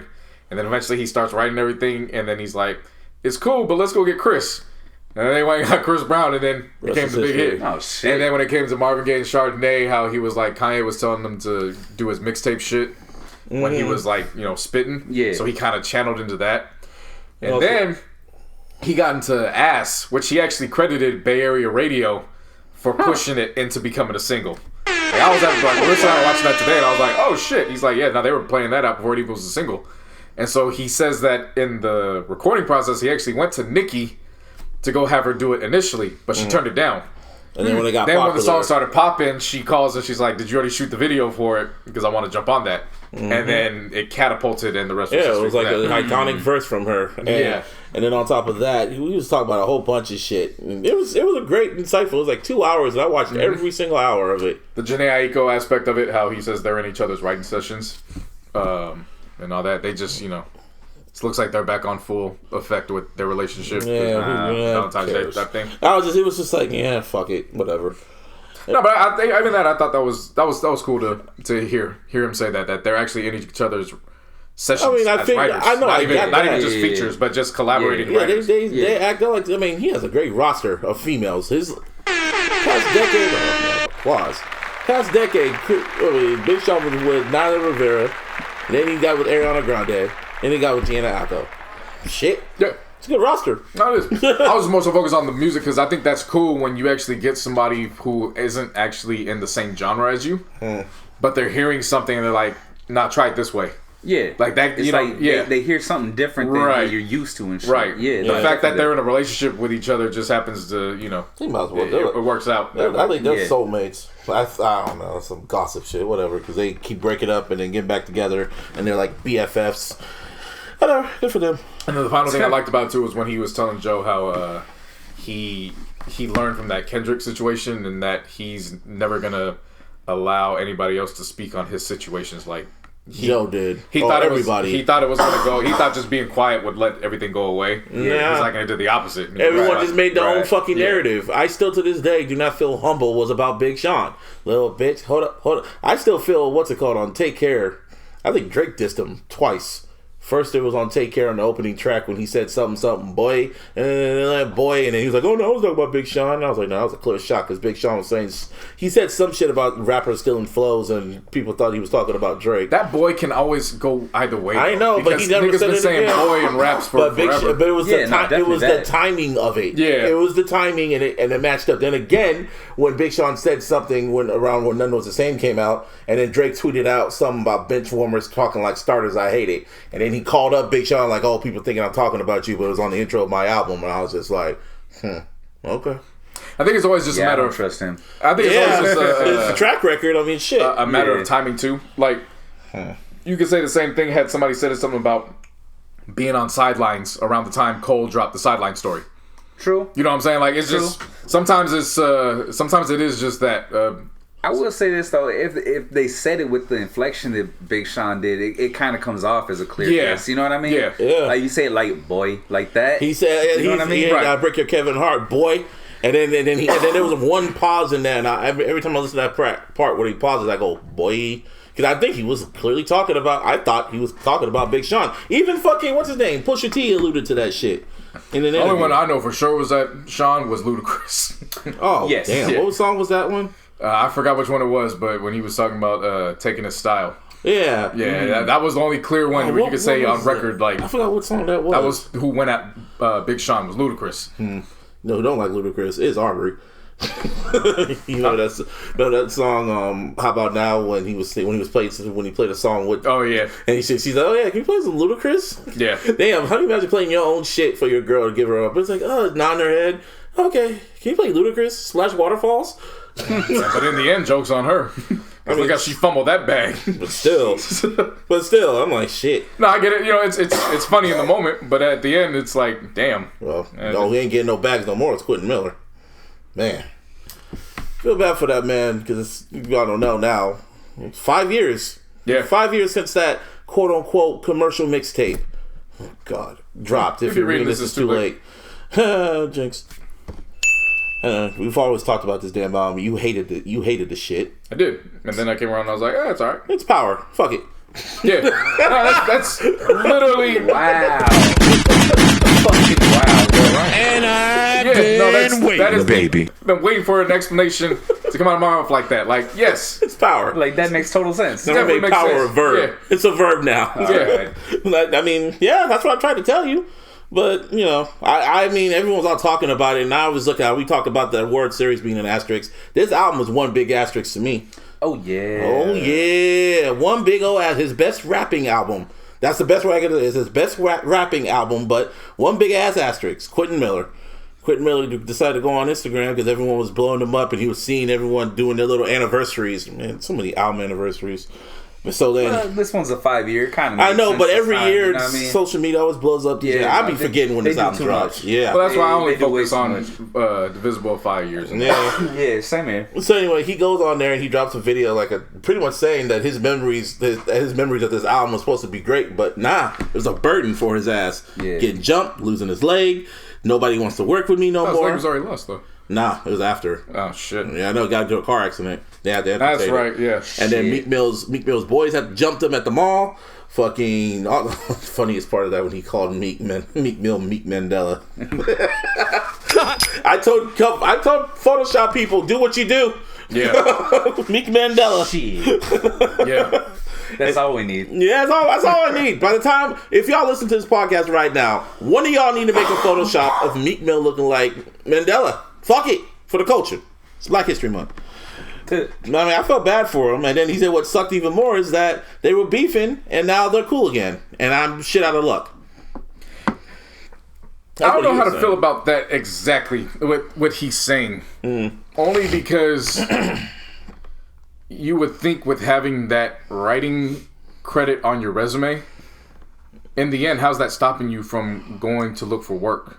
Seriously. Like, yeah, it sucks because you, in this particular situation, in terms of the laughs and how social media works, yeah, you know, in the end of it, it became the butt of the joke and that you weren't even supposed to be. Yeah. So I understand that. And Meek's the one that literally said his name. Yeah, and especially with them reconciling now, and it's still like you're on the outskirts. So I understand, but at the same time, it's like, well, if you're relying on that solely, and you're going into every single situation, and I don't know what he's doing, but if he's going into every situation, yeah, I wrote for Drake, then it's like, okay, what next? You know what I'm saying? Instead of going into it like looking for work and using it to his advantage, I wrote for Drake. Here, let me, you know. And on top of that, during that time period, he was sending subliminals to Drake too.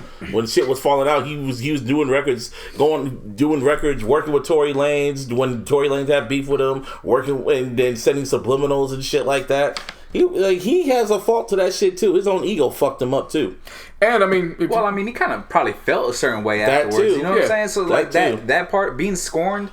Yeah. Hey man. Game's a game. Yeah, seriously. And, you know, with the reference tracks themselves, I mean, how we all feel about what it does to Drake's legacy in terms of him not writing everything. Yeah. I think a lot of people also don't look at the full spectrum when it comes to reference track when we're talking about Quentin Miller. Because when Quentin Miller laid that track, it still didn't sound like it was going to be anything major. It wasn't until Drake added what he adds that took it to the next. So you can say all that. Kanye does. Yeah, where it's like you can say all that, but at the same time, that doesn't necessarily mean that Quentin Miller was necessarily supposed to blow up either. Yeah. You know what I mean? Like, maybe it still would have been a struggle. Right. Maybe his calling is to be the writer and lay down the tracks for these guys to be like, okay, this is what you want to do. Add your swag, add your flavor to it, and then we'll go from there. Right. I think where he made the mistake was he tried to get ahead of it as a rapper. Yeah, that's what he fucked up. Instead of trying to get more work as a writer first and then drop it. Kind of doing like what Hit Boy did, just from a writing aspect. Yeah. Hit Boy would produce, and then drop a track. Right. Produce, Quentin then Miller, drop a project or whatever. Quentin Miller's worst mistake was talking about it. He really should have just shut the fuck up. He really shouldn't have said anything.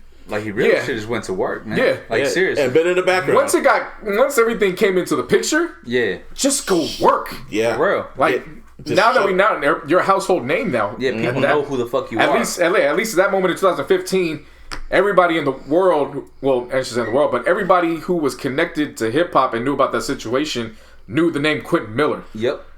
You could have just shut the fuck up and knew that he had written for Drake. Right. Yeah. Now, one of his biggest tracks and shit. Now you're saying that he got into the accident after. How far after was it recording this and from the time it was announced? It was like 2 years after.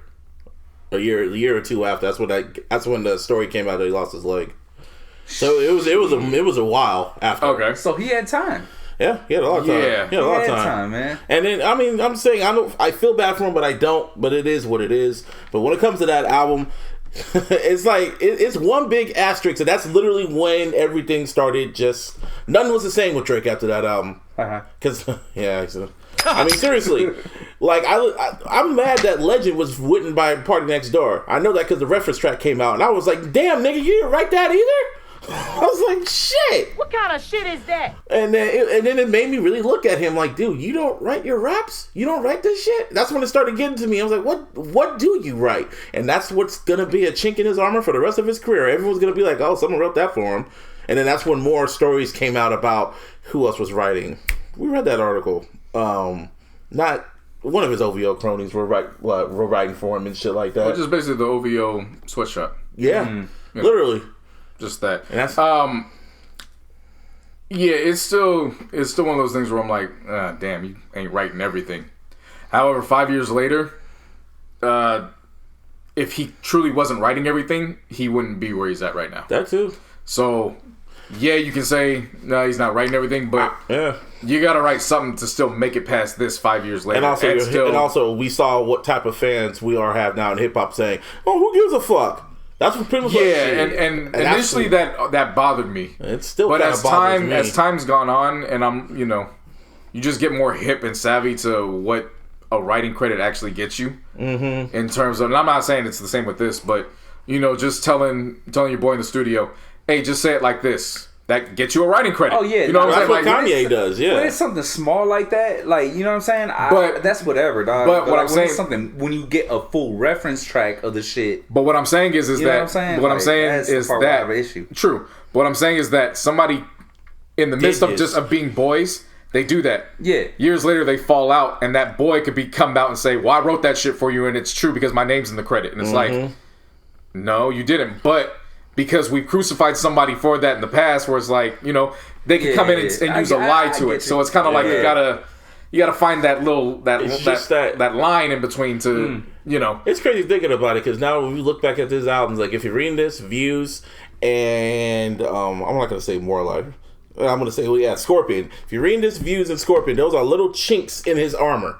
it's just chinks that he goes back to. Was like shit. Shit, even More Life to an extent, because I mean, once the art came out. No, but once the art came out, that shit was done. I gotta count that.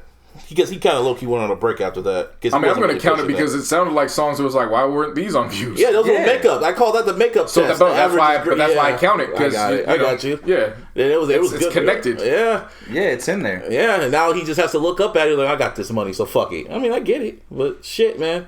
I still feel it's that was his first draft to Views. Because I never understood why the hell did you drop this and then went and did What a Time to Be Alive after that, and then by the time you got the Views, it's just blah, like you wasted all your gas. And then you said you were pissed off because of the whole fucking Meek shit. That's why the album sounded the way it did. Jungle is still one of my favorite R&B Drake records. Yeah. We talked about this. Party Next Door's Wednesday Night Interlude is still the best party song in my ears, and it's not even on his own album.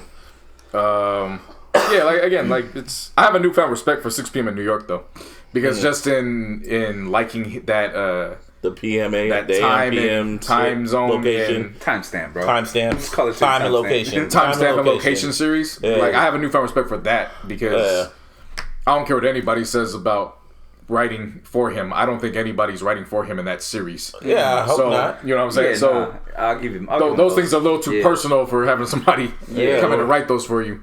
So I found a newfound respect for that. So I mean, again, it's like it's when it came out, I knew what it was, so I didn't care for it. Mm-hmm. It was when people started overhyping it. That's when I was like, nah, it's not It's that. trash. Yeah. So And then it got AIDS. Yeah. So then I rebelled against it. Rebelled against it for a while until I got to a point where I was I'm like, trying to tell you, like, bro, just listen. And no. It's just I got to a point where it was It's a bit- just in general with everything in life. It was like, why am I letting other people's perceptions of what something is move me to not like something? Right. So then you go back and listen to it and it's like, It's a big rich all right, town. yeah, it's there. All right, I can fuck with it. I might put it on a random day, you know? Ain't the biggest of deals. Yeah, it was sad. I was Not like, me. I know you won't. It's just sad when you think about it. I'm like, damn. And he called it a mixtape. No, it was a fucking album. I mean, but he did change the game with that Yeah, too. he did. Again, that now, was- now that shit's dead. Going to the Grammys, that shit. There's no such thing as a mixtape, Yeah. EP. It's projects. But for you know what I'm saying, for the next 4 or 5 years, then it was, you know, everything was a commercial mixtape because commercial that was- mixtape. I couldn't believe I saw that. I don't even know if he came up with that himself. But No, it was just Wikipedia did. Yeah, it was the simple fact that project led to that. Because he called it a mixtape, so people say, well, it's his art, so we got to call it for what it is. What kind of shit is that? No, it's a fucking album. Like, I was like, it's, to the labels, this is an album. It was like I was looking at it as common sense. But whatever. I'm not going to get into that shit again. There was another anniversary, and even though it's not divisible by 5, it's just the simple fact of how we're hearing this album now. It's important to me. Tupac. Nah, it's Victory Lap. Oh, yeah. Yesterday was 2-year anniversary of Victory Lap. And I remember last year when we were speaking about how we kind of felt Nip may have been robbed, but it was like, all right, but they had the other all the other candidates were cool. Yeah. It's kind of whatever. It was just that first year hearing it, it was like, yeah, but this is, I feel comfortable calling this a classic. Like, this is what it is. And then a month later, he's no longer here. Right. So now when playing Victory Lap in that 11-month span, and then to reach the two-year anniversary overall, but the 1-year anniversary of him having that album and he's not here. Yeah. I hear that album very differently now. Yeah, it's fucking haunting. Like, it's literally the Victory Lap. Literally. Like, Yep. just the words and what he's saying just takes on new meaning. Yeah. Like, I was going back and playing back Young Nigga. And how Young Nigga was always cool to me. I just didn't have it up top tier with some of the other ones. Like Blue Laces 2 to me is still my favorite project or song off the joint. Right. But in going back and just hearing Young Nigga, and now that he's not here anymore, and just hearing exactly what he was saying and breaking it down, Right. nah, that shit's moved up into my top 5 from the album now. Oh, yeah. Like, It's kind of, it's prophecy damn near. It's a prophecy, and at the same time, he's bringing in the past to help him fulfill this prophecy with... I always loved Diddy's contribution. Don't get me wrong, but in bringing it up, how it moves him forward to get to fulfilling this prophecy, I grabbed that element from the past that changed the sound of the 90s, going from gangster rap to the bling bling era. And I was able to get Puff, who shined in that era, and I was able to help bring him in as I'm filling this prophecy, get it on. Like, it just takes a whole different meaning. Right. Right Hand to God sounds so much different now. I was just gonna mention that one. Like, it just sounds so much different. Like, it's legit like the Ascension song. Yep. I mean, I've always said, you always talk about your 3-man weave. I've always said, like, towards the end of Real Big, it's him transcending into heaven, and then Double Up, it's him in heaven chilling, doing all that, and then Right Hand to God is his last message to the world. And then I played the album watching Kobe highlights. Some of the words just matched some of the moves Kobe was doing. You know what I'm saying? I like, can see that. Yeah, I can definitely see that shit. Especially when you play number 8 highlights. Like, some songs sound good with 24, others sound really good with number 8. because it's like telling the story of what just everything that's going on. I was Like felt, it's just it was wild. I felt M's last verse from Singles for the Moment matches up with his 24 highlights. That's just like possibly. it does, because I played it and I was listening. I was like, God damn, this is really just matching up. Speaking of Martian Matters, that motherfucker, not an applause for him. He just keeps breaking records. Rap God, his song Rap God from the Martian Matters LP 2. That video reached 1 billion views on YouTube. That's what's up. He is now the second main rapper, like main artist rapper, to get that accomplishment, because the first person who got it was your boy Martin Wiz Khalifa. Hey, what up? With See You Again, When I See You Again. So I was like, oh, because there's other rappers that kind of have it, but they share it. Like Wiz Khalifa, featured. Because Wiz Khalifa has what's it called? He has that dude with him. I forgot who that sings the song. Charlie Puth. Charlie Puth, yeah. He's shit. And then you got Juicy J that was with Katy Perry for a while. What was that song called? Dark Horse. Dark Horse, and then you have fucking Maroon. Cardi B was on the Maroon 5 record and shit like that. Right. There was one other rapper too, but Eminem is like the first just rapper, period, just solo rapper to get that feat. So I was like, Martian Matters, man, and his album went gold. Too. That's what's up. Shit, Roddy Richards. yeah.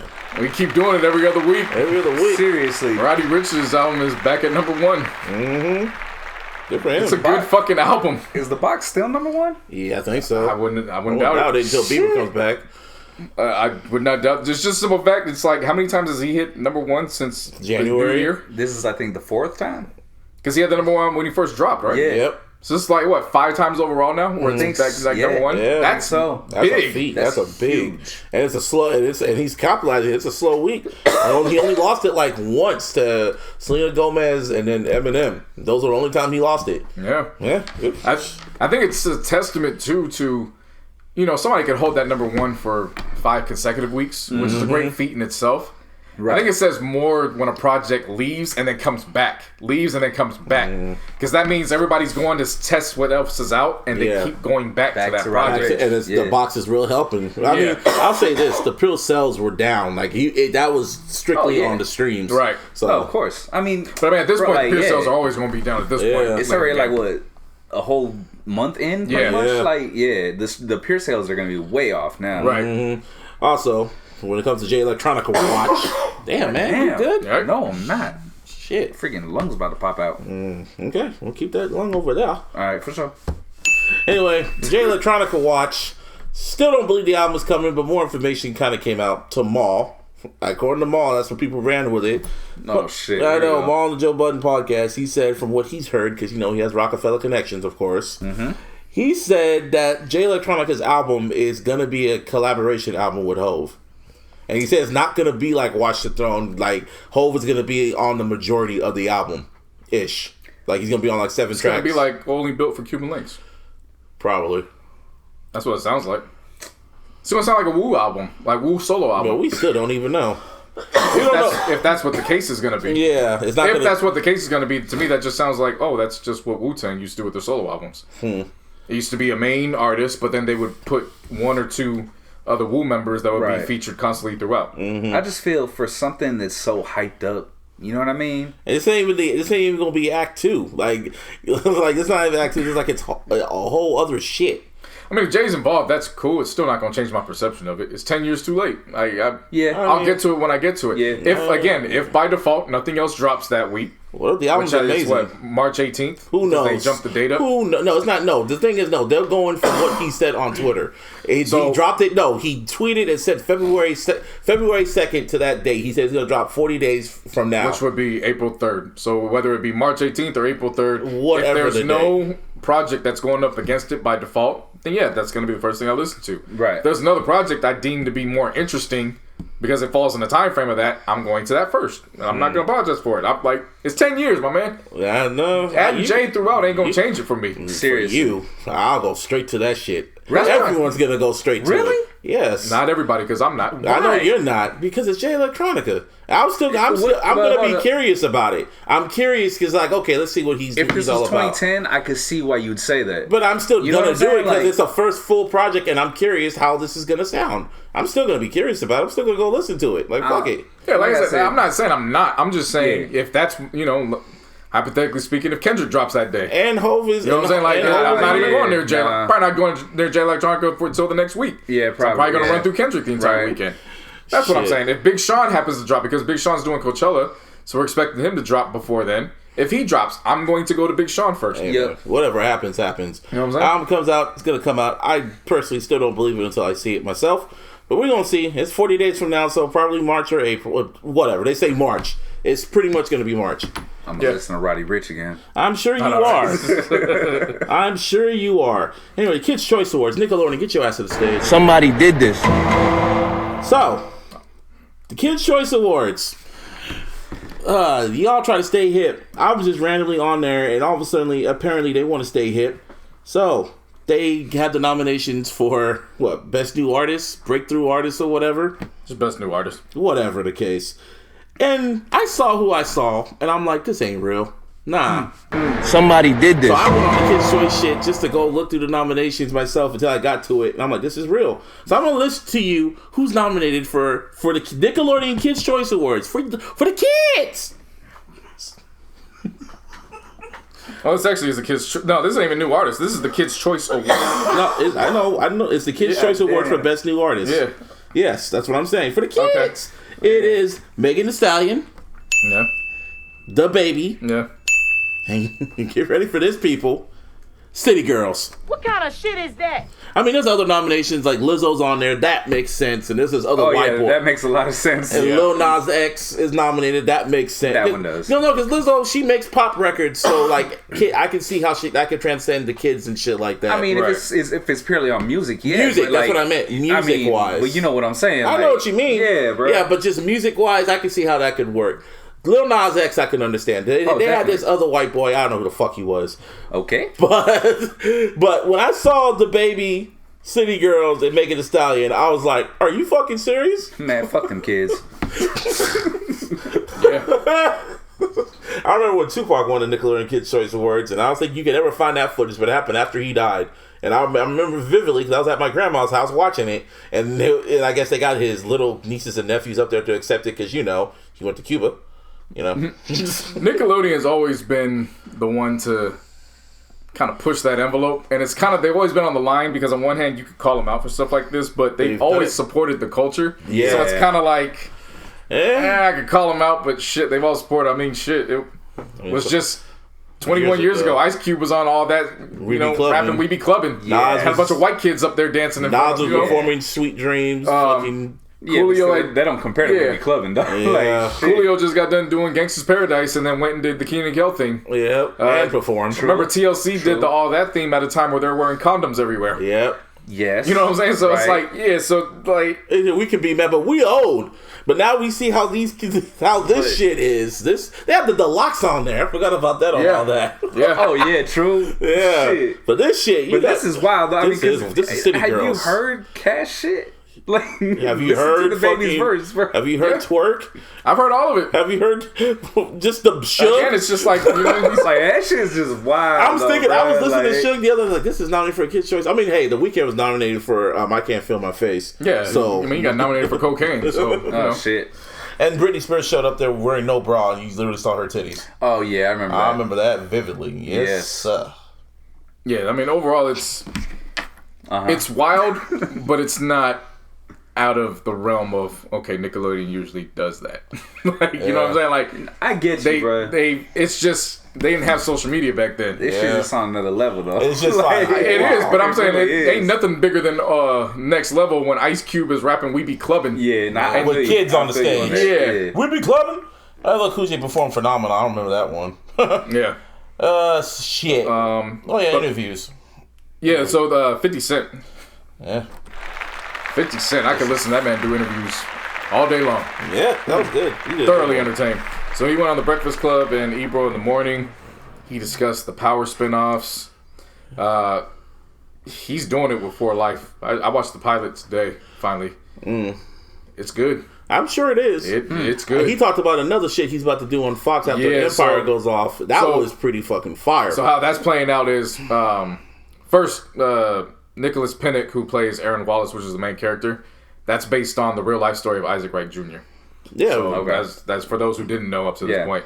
Now, when it comes to Fox, That shit's his gonna be- show's actually going to be replacing Empire. Yeah, he said that's going to be replacing Empire, and it's going to be about crooked cops. No. What it is it's called The Notorious Cop, which is based on the book, Notorious which COP. is about the hip hop cops, which is going to star T.I. T.I., yep. What? Which Taraji B. Henson was on T.I.'s podcast complaining that 50 got their show canceled.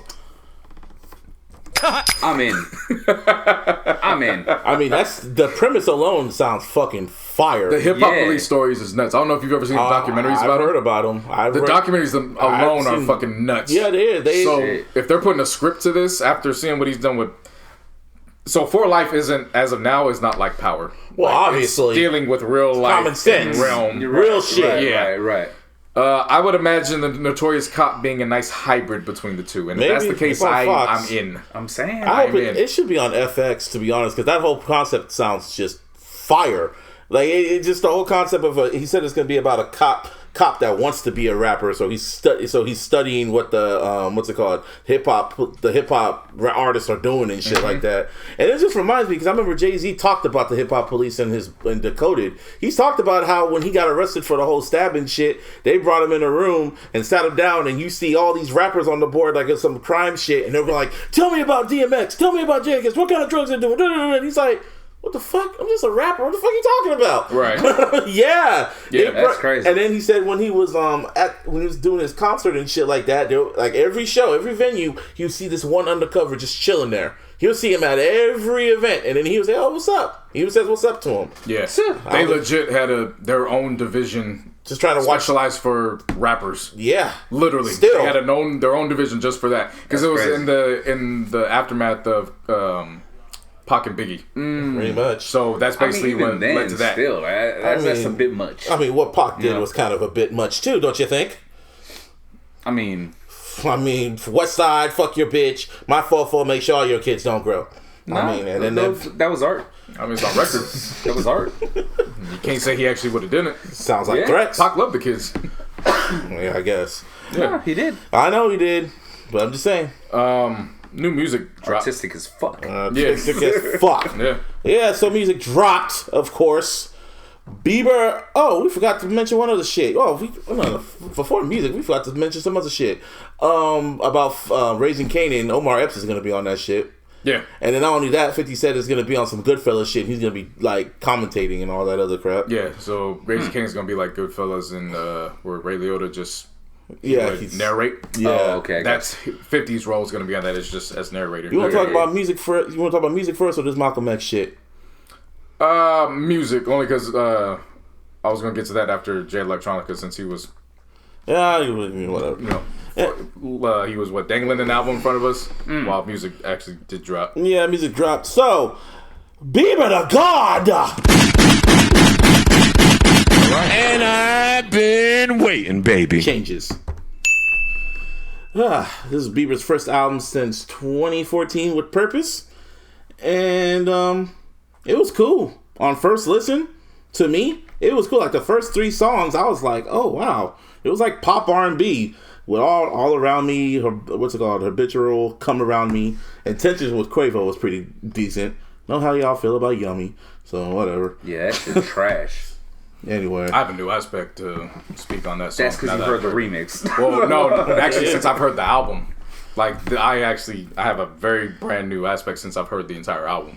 yeah, Post Malone came with it on Forever, and Available was fired. Lil Dicky actually came with it on Running Over. I was like, oh, okay. Apparently on that track, he was supposed to be Ski Mask the God, and it was a little bit too ghetto for that. It was the vibe Bieber was trying to go for.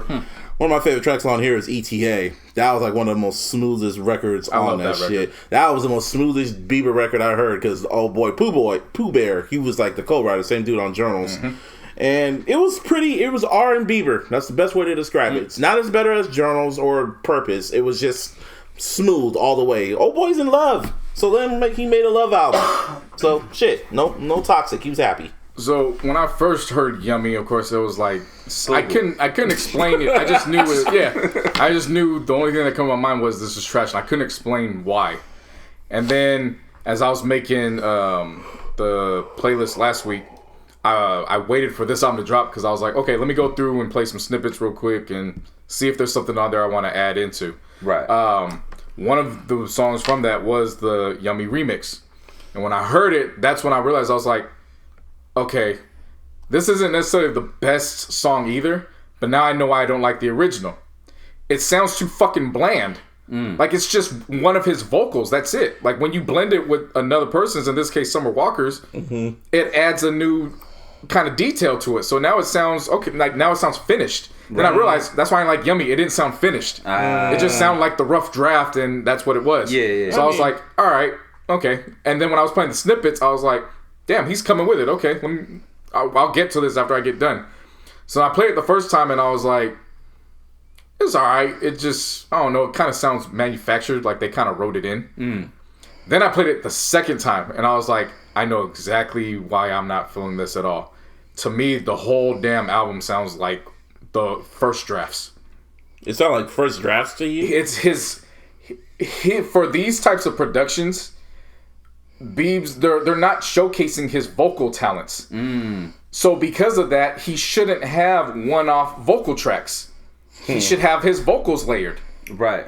Because if they're not going to, like, and I'm not comparing him to Luther Vandross in no type of way, but when you have a singer of that magnitude, you go to those songs to hear the singer. Right. So the instrumentation could be great, and the editing, all that could be great, but you're ultimately there to hear the vocals. Biebs didn't do a lot with his vocal range on this. He was very straight. So it was straight, which is, you expect that because he's a pop artist. So cool, like I get it. That's, but he's a pop artist that predominantly uses R&B influence.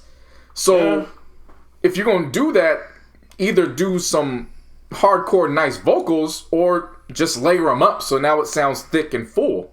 Because as I'm getting to, so ETA, and that's what What Love Is. I love those records because they sound full. He has layers. His vocals are layered on there.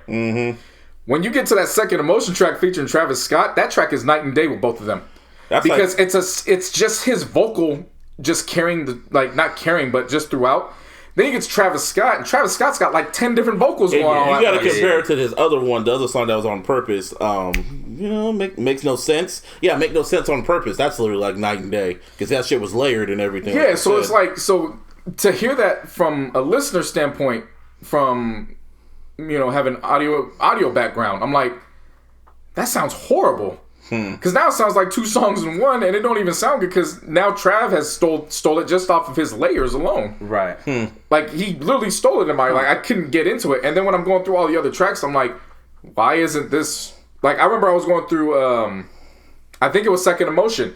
As he's singing it, I'm just adding ad-libs on what he could have done. And I'm like, that could have been there. Missed opportunity there. Like, he's just singing, and there's nothing else to go off of. So pretty much he's saying he had no soul while he was singing this. Even if it wasn't no soul, it was one-dimensional. That's where I'm like, it was very one-dimensional. Okay. Even for Bieber's standards. From my understanding, because I didn't listen to it. I know who you listen to. I'm speaking to the people, goddammit. They know at this point. Nah, but like real shit, because I didn't listen to it, the way you're explaining it to me, my understanding is that it's basically just one layer throughout. That's what most of the album. Like obviously, when he gets to the hook, there's of course, yeah. But no, I'm talking about the verses. It's just like and they could have added a backing vocal, right? But if they did, whoever engineered it, it's very, very faint. Oh, that's bull. So it literally sounds like he's doing all this on this, and the wild. I won't even say the wild thing. The production on this is really good. Oh, it is. That's why I was really disappointed with what I was hearing. Because the production's good, it was just they were trying to single track him all the way through it. That don't make sense. And I was like, why would you not do it? Because I remember when you first explained Yummy Busby, you're like, it sounds like a track that Chris Brown would have did. A reference track. Reference track. Then I went back and I played Indigo just to kind of get some side-to-sides. Yeah, it definitely sounds like a reference track because Chris Brown's album, he's layered. Giving runs, he's giving layers, it's not just a single just a single track. So this one, I'm hearing it and I'm just like, that's what you put out? He literally all right. Yeah. Okay. Well, I guess cool, but damn, I'm really disappointed in that because he wasn't like an over the top singer. See, if you would have told me this shit last fucking over the weekend, I would have fucking listened to it. I would have seriously sat down from and the been engineer like, standpoint. yeah, exactly. From that end, Yeah. I would have sat back and listened to this shit and been like, I agree with you, or I don't know what the fuck you was here. You know what I mean? Like, I'll give you my input on the shit. Like, for me, now I want to go for back. me, and I just listened to it like just as a fan and just amusing to my ears.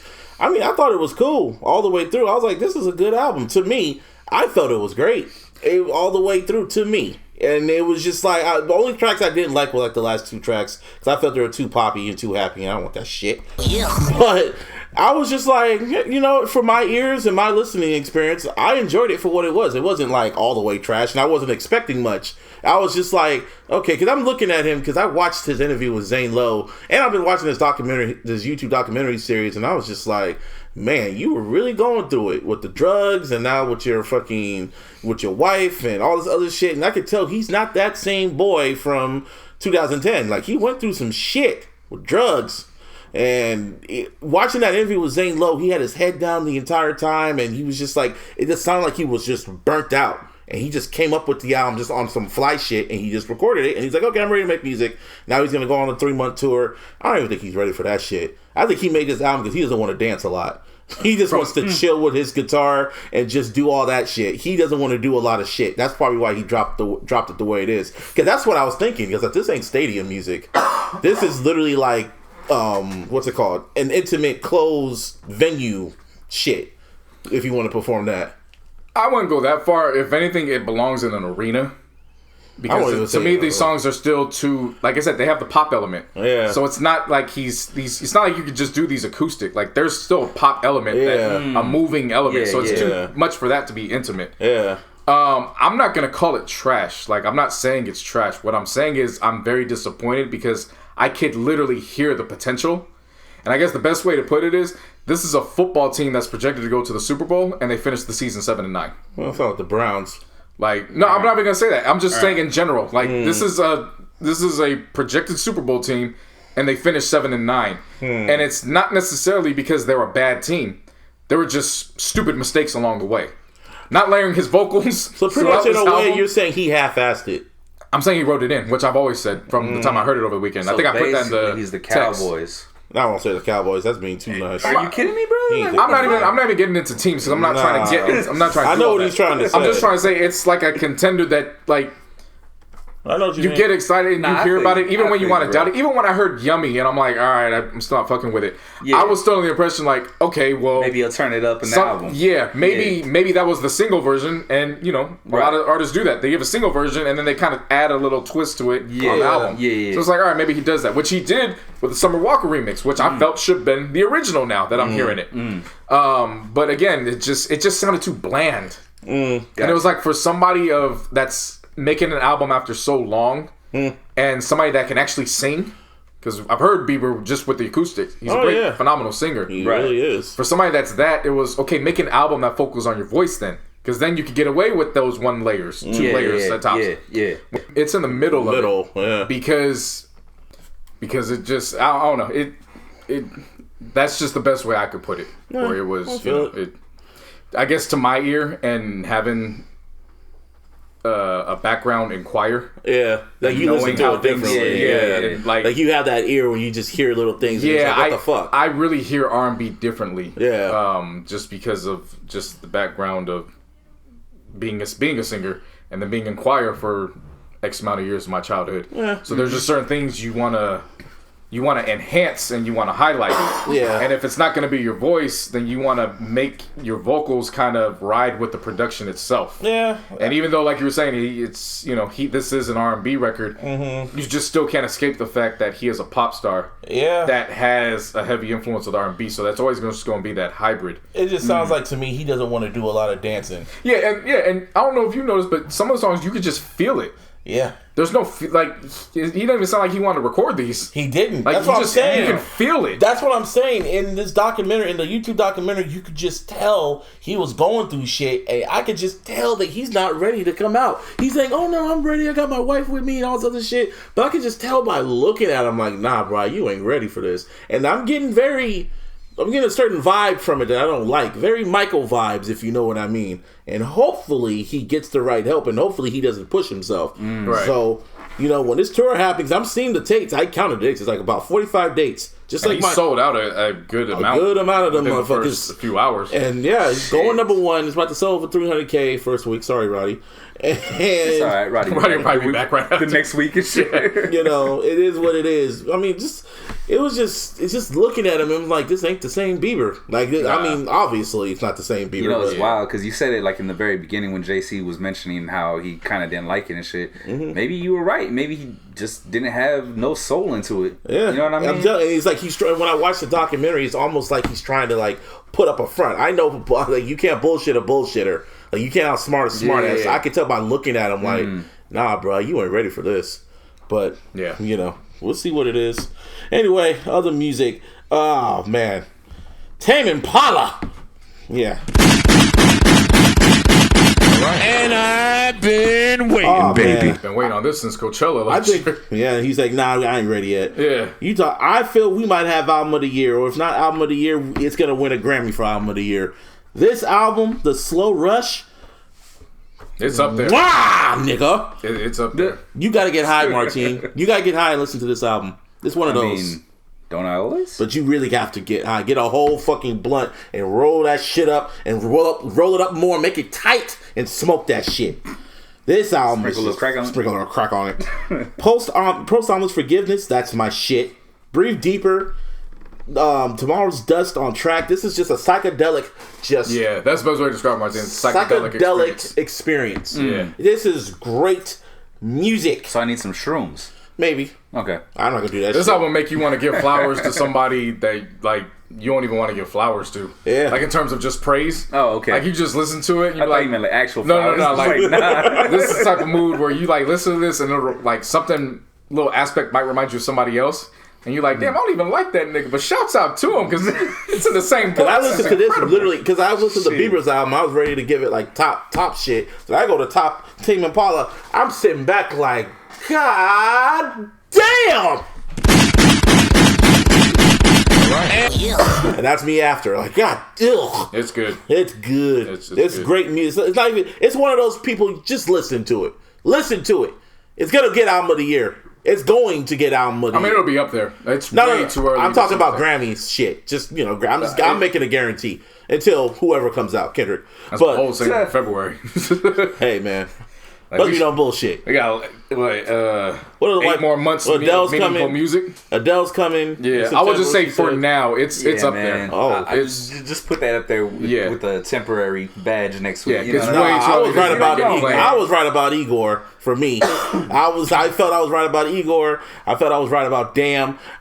Wait, Igor won album of the year? No. Oh, you talking about for the Grammys? I'm talking about for the top list. Nigga, you know what the fuck I'm talking about. Keep coughing. No, I don't know because I didn't know what you were talking about. I was like, wait, Yeah, what? no, seriously. No, I'm talking about overall. Like when it comes to the Grammys, maybe he's gonna win nominee over Kendrick again.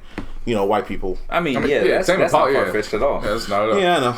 Anyway, I'm great I'm saying, music. I Yeah, it might is. not be him in particular because there's Yeah. still a lot of artists. Oh, a lot in of the artists top, you coming, know what I mean? yeah. Yeah. The last project I listened to Tink's new album, Hopeless Romantic, and boy, R&B. she is incredible on this project. I walked away I walked into it thinking, okay, cool. Let me just hear what Tink's got to say. I walked out of it even saying I like this more than I like Tame Impala's, and I like Tame Impala's. Shit. To me, this is my favorite joint of the entire weekend. She brought it, it follows the theme of literally the title is called Hopeless Romantic, so it follows that theme.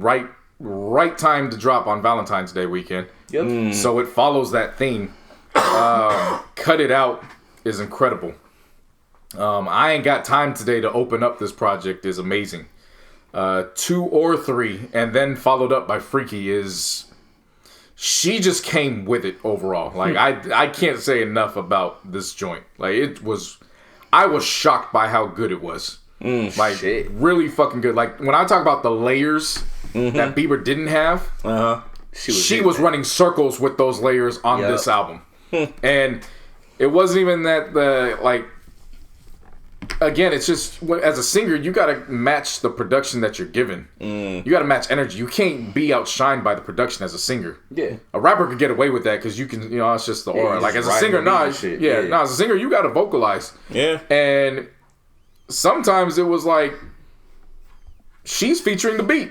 Damn. It's not even like she's singing on it. Like, you know beat. What? But that's the way it's supposed to be for R&B. Yeah. You know what I mean? In my opinion. Yeah, no, that's the way it's supposed she to be. ripped this shit. I like this album a lot. Like, I really like this. I would encourage everybody to give this at least one spin because this was good. I thoroughly enjoyed this. That's what's up. Yeah. A Boogie dropped too. Did y'all listen to that? Yeah, I did. And well, I didn't make it past track 4. Shit. I'm gonna just say this real quick, man. Like, honestly, I don't understand why the hype. Yeah, why there's so much hype behind. And I'm not even just saying A Boogie. I'm saying a lot of New York rappers or hybrid singers or whatever. Because they're the Mecca. They're the Mecca of hip hop. I guess, man. I'll never they overhype them. I'll never understand that shit, especially when I listen to this and I'm like literally getting to track 4, whatever, and all I hear is pop and rock influence. Now, don't get me wrong. There's a lot of great songs that have a lot of great rap songs that do have that shit. But this one, like, I couldn't get past track 4, and even then, I was skipping through the tracks. You were skimming through them. Yeah, I was just like, nah, and that was it. And then you just said no, and then shut it off. Yeah. I prefer A Boogie on features. He's just not for me as a solo artist. Yeah, as a solo artist. I kind of liked his first. I kind of liked his last album. Yeah, his last album. To me, I liked it. Like I was all for it. I kind of liked it, and then this one I didn't even bother because it was like I just hear him a lot, and then when I know you're getting overhyped, because I know they just kind of put you up there with they feel I don't know they always overhype him, and it's like but you ain't that Like, cool, but you ain't that cool. He ain't bad. It's just, not everybody's supposed to be that solo artist to everybody's ears, if that makes sense. I understand that. There's artists that it's okay to just like them for the features and let it be that. I understand that. But when you got big, people bigging them up and shit like that, like giving them that extra hype. Yeah. And I'm talking about Joe Budden. And I'm talking about he's a New York artist, you know what I'm saying? So they hear things different. But that's what I'm getting at, though. It's like how we listen to Babe music, man. Even then, bro, you've heard me as much as I like Burner personally. I don't think he's that great. Yeah, I just like his overall, the way he goes about the overall production. Beat production is his you know what I'm saying? Like I love the whole process of it. That's the reason why I fuck with Burner. Yeah, along with the weed and shit. But anyways, but. As far as like hyping him up to say, oh, he's the best rapper, or he's going to be the next, big thing, because they're looking at his sales wise. His last album sold pretty well. That's what they do with A Boogie though. Like even before that last album, when he wasn't selling shit, he sold shit on his last album. He kept going #1 and all this other shit because it was a slow year. But what I mean is, literally, his pure sales were absolute trash. I know it was all off the streaming, and I'm not downing that at all. But I'm just saying, like. You could tell that he doesn't have like that actual like fan base like that. And not only that, he had 20 tracks on there, so he was trying to do that cheat code shit. He wasn't trying to make an album. Yeah. That's when I first saw the 20 tracks. I'm like, I was like, okay, I know what you're doing. I ain't listening to this. And that's pretty much how it feels. Like I may come off snobby, but it's just like I don't care. I don't want to try to understand how East Coast cats listen to music in general, because everybody's different. I can just attest to that as being a listener who grew up on the West Coast. In all the music that was made out here, I was always used to hearing melodies, even when it was the rapperest of rapper. So to me, hearing a brand new a melody with a rapper, it doesn't move me the same way like a New York listener may hear. I see what you mean. You know what I'm saying? So for them, it may be new for them to say, well, he is great. Because to them, it might be completely something brand new. Like, they're not used to that. So they flock to it. Versus my ear out here, it's like, we've had that. We have the I Am Sues. We had the fucking... Yeah, like Quick was doing that on, I was going to say, man, you can take it back to Safe Quick, and Snoop. Yeah. You know what I mean? Like, back then and shit. So it's kind of just like, this is new to y'all. We've been had this shit. That's why I don't understand how people just get so I'm not calling him over. Yeah, we calling him overhyped. No, Fuck I'm calling him overhyped. We bro. all calling him overhyped. I'm not calling him overhyped because I don't know what the climate is for him. Like I don't know many people that I just don't feel check Ray Boogie, so I don't know how they're rating him. I just know he's just a featured artist to my ear. I just don't feel he's gonna be around for a while. That's how I look at him. No, I think he's gonna be. I think he's gonna be around for a cool minute. Okay. When all else fails, not as a feature. He'd be around as a feature, not as a solo. A good comparison I would say for him is like the way other people look at G-Eazy. Yeah. That's how how I look at him. Yeah. You know what I mean? Yeah, so he'll be around, but I don't know. It's whatever. Royce drops this week. Yeah. I'm ready for that. Seriously. Especially because he's producing on it. Buckle up. I haven't listened to none of the other tracks he dropped. I'm gonna listen to it all like when it comes out. I don't think I've heard anything, to be honest. I only heard the West Side Gun one, and then that was pretty much it. Yeah, I didn't play anything purposely. I'm waiting. I feel like something else dropped that. I don't know. That's the only I listen to Bieber and Tame Impala. Other than that, yeah. Listen to Tink. I want, even if you don't get to it right away, I would say give Tink a shot. I like that. Yeah, shit. So, Netflix is just, my God. You said Disney Plus was a Netflix killer, JC, and Netflix was like, No. I also said Netflix was going to fight for a while, too. I say that. I said fucking they were going to be around. I was like, I don't think they're going to be around for a minute. But I also said in the short term of things, which meant the first 3 to 5 years, they were going to make a push for it. Oh, they're pushing. And they found their niche pushing. Well, they dropping shows. They dropped another show I was watching called Love is Blind. And my God, it is fucking 90 Day Fiancé meets Catfish. And that's all I'm going to say, people. Just watch that fuckery. It's beautiful. Anyway, so one shit that really caught my eye is I saw it last week. Well, I just saw it and I was just like, it's gonna piss me off. Let me just put it in there. But then I was just like, I heard a lot of critical acclaim about it, especially when the news broke about what's been going on since the documentary dropped. It's called the Who Killed Malcolm X? Who shot Ghost? Who killed Malcolm X? Yeah. This one's actually produced by Fuse. Yeah, it wasn't Netflix. It was Fuse that did it. Yeah. Had their introduction, their logo. They made sure this is all shit. Yeah. Not Netflix. It's all shit. Shout out to Abdur Rahman Muhammad, who basically was the historian, activist, investigative journalist that pushed this. Yeah. And he's been researching for 40 plus years in this. Mm-hmm. Shit. Like, heavy. Yeah. And was it a 6-parter? Yeah. 6 parts. Yeah, 6 parts. This shit, I don't know about this you. Shit. It just had me sitting there just like, really? What? All right. What parts? Okay. Like what episode? Man, in episode 1, when the cops went to the crime scene, they just happened to walk in nonchalant. Like, it was just like, oh, somebody got robbed there. Like, it was just a thought, like, how they were moving, it was just like, oh, somebody got robbed. They moved around. Some crack. Oh, there's bullet holes there. Oh, okay. All right, guys, come clean this up because there's a dance class in 2 hours. And they cleaned up the fucking crime scene hours before a dance class. That one wasn't surprising because they didn't like Malcolm. So even when you don't like somebody, they were white.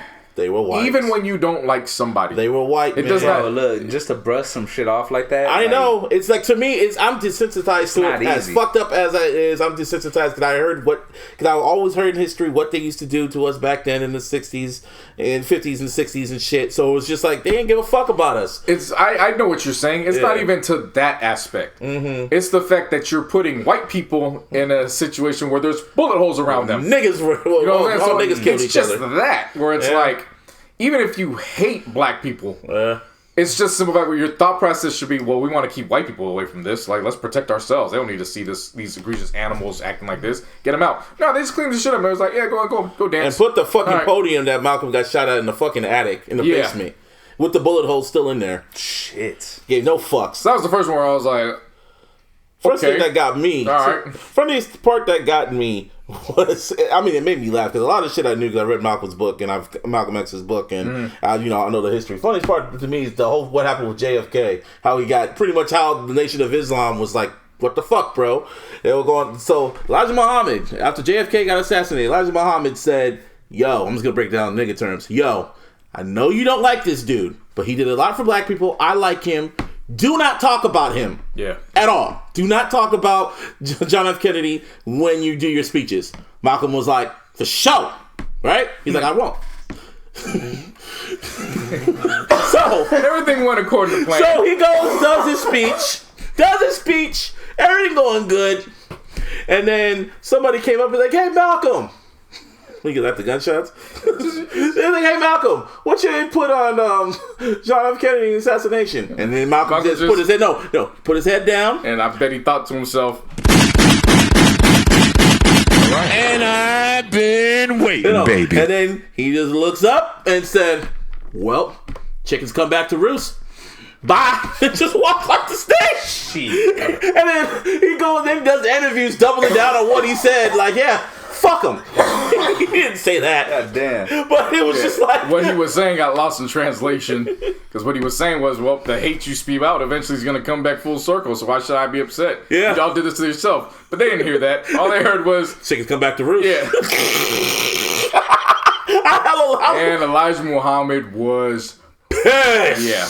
That's ultimately what got him kicked out the nation. Because he didn't know, because he defined a direct order. Yeah. And Malcolm said... No. I was like, bro, what are you doing? Yeah. Another aspect that I was bugging out was Elijah Muhammad's kids, how they viewed Malcolm X. Yeah. Like, I think one of the sons just could not stand his soul because they interviewed him and he was like, yeah, Malcolm got more say in my household than I do. And I'm his own son. I'm Elijah's son. Like, they did not fuck with Malcolm at all. It was like, jealousy. Wow. Yeah, and because they were also looking at it from this standpoint, because Nation of Islam is a religious group, when they get their income, they don't pay taxes. Mm-hmm. So they putting in grocery outlets, they're putting in clothing stores, they're putting in temples and all this stuff that's generating income. Right. Mm-hmm. They're not paying taxes on it. Malcolm is a person that could give a fuck about the money that's coming in. He wholeheartedly believes that Elijah Muhammad was the prophet. Mm-hmm. He did. He was giving money away as he was getting it. Like, he's like, this don't move me.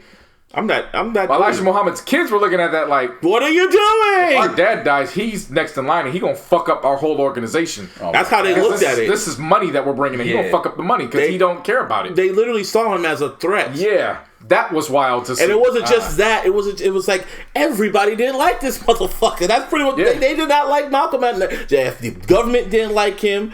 The Nation of Islam didn't like him, and he low key knew in his last days, even in his book, in the last few pages, he's just like, yeah, I'm probably gonna die before this book comes out because niggas don't like me. So the third thing that was shocking to me, the amount of influence of the police, the FBI, and informants were actually around him. Yeah, that was 6ix9ine shit. His security guard, come to find out, was an undercover informant. Oh wow! And he was so undercover because he was a black man. Mm-hmm. The police didn't know that he was undercover. He was literally right there when Malcolm got shot. Yeah. Yes, he was that in too deep. He was literally right there when Malcolm X got shot. And because I don't know if you know, but when Malcolm went down, he tried to resuscitate him. So he gave him mouth to mouth, and he was pressing on him. When the cops saw that and they found out he was undercover, they got pissed at him because they're like, "Whose fucking side are you on?" Yeah. And he's looking at him like, I took an oath as a cop. Like, if somebody's down, I gotta save him. They're looking at him like, you ain't one of us. Yeah. Wow. Legit. And I'm like, fam, what the fuck? This was mind blowing. A whole bunch. We just kept saying, what kind of shit is that? Yeah, just. Yeah. And then the grand finale of it all. The last 2 episodes. They alluded to this. They alluded to this throughout, which was they know that the person that had the sawed-off shotgun ultimately inflicted the mortal shot. Yeah, and they also showed the autopsy pictures too. Yeah. Okay. So they know that the person that held the shotgun did the mortal shot. So the man that got his, I think you may have seen the guy that is getting his ass beat outside, and the cops have to pull away from the crowd. Yeah. They knew for sure he was involved because he had the gun on him. Right. The other 2 men actually were not involved, and the guy and the gunman even said they didn't do nothing with them. So the reason why they got them was because they also had beef with Malcolm because they were pro Elijah Muhammad. Uh-huh. It was just convenience for the police. Oh, they got beef with him. Just go get him and bring him in, and we'll say that. And I don't even think one of them was even there. Yeah. What the? They put him in jail. And the shooter, one of the shooters said flat out, like, those 2 had nothing to do with it. Yeah. And the cop said, we don't care. It turns out there wasn't just 2 other accomplices. There was 4 other accomplices in addition to the guy that actually got caught. Yep. Wow. And it gets deep. The fucked up thing about it was They knew who they were. Yeah. They knew exactly who the fuck these niggas were. And now get this, my nigga. The guy who shot him is on camera. He literally... Multiple times. What? Multiple times throughout history, he's on camera. Nah, but the one when they're beating up the nigga, when they're beating up the shooter, like, you literally see him with a trench coat do some fucking smooth criminal shit and just strolls on by right in front of the camera. Right by. Wow. You being hit by, dude. That's pretty much what it is. A smooth criminal. And then when walking, damn near. he might as well have. Might as well moonwalk forward and lean moonwalk forward. to freedom. Yeah. When I say through history, the former mayor of Cory Booker. Cory Booker in one of his re-election campaigns, the man's in there for a split second. Yes. And then when they break this down to Cory Booker, like, you know that guy's in your video. He's like, oh yeah, I know. What was his name? So he changed his name to Al Mustafa Shabazz. But then he was known as William Bradley. William Bradley. There you go. His name was William Bradley. Remember that name, people. Yeah. So, yeah, William Bradley's like, oh, yeah, you know this guy's like, oh, yeah, I know William. Yeah, he's cool. They're telling Cory Booker, like, he was all like, oh, this guy, yeah. Well, you know, he killed Malcolm X, right? He's like, well, I was not aware of that. That look I saw him have, I was like, I watch Power. That's the same shit Tate had when he's bullshitting. He knows something's up. I know that look. And he was like, oh, shit. Well, you know, this is allegedly. Yeah. And he just gets up and walks he out. looks spooked. Yeah. Like he knew something. Like they knew something. It's in Newark. That's where this shit was at. Yeah. And that was the wild thing about it was everybody was so protective of the image of Newark. Yeah. Not finding Malcolm X's killed because they went to a whole bunch of other people and they're like, did you know it was him? And they're like, oh yeah, he's down there. But literally, I'm not even making this shit up, Martine. Yeah. It was like they're asking them, like, do you know who? Oh yeah, you know, that's what they say, you know, but he's down there. Yeah, spoiler, people. I mean, because the listeners, you know, they can't see what I got, like this confused ass look on my face. I'm telling you, like what the fuck, the host or the documenter or what the journalist, he went to these places and he told them, like, you know, William, you know, he did this shit, and they all just told him, leave it alone. Yeah, that's what they just. You know, you keep bringing up stuff from the past and it's done. It ain't going to bring him back. And he's looking at him like, but 2 men went to jail and didn't do this. And they not just my like, problem. Hey, you know, it's just, you know. Shit happens, bro. Shit happens. The game. You just got to leave it alone. They say the game's the game. And then when he kept telling him, like, yo, he killed Malcolm X. So get this. So he finds out it's William Bradley, right? Yeah. He finds out who it is. So he's getting all bucked like, I'm going to go confront him. My mind was like, nigga, what the fuck you about to do?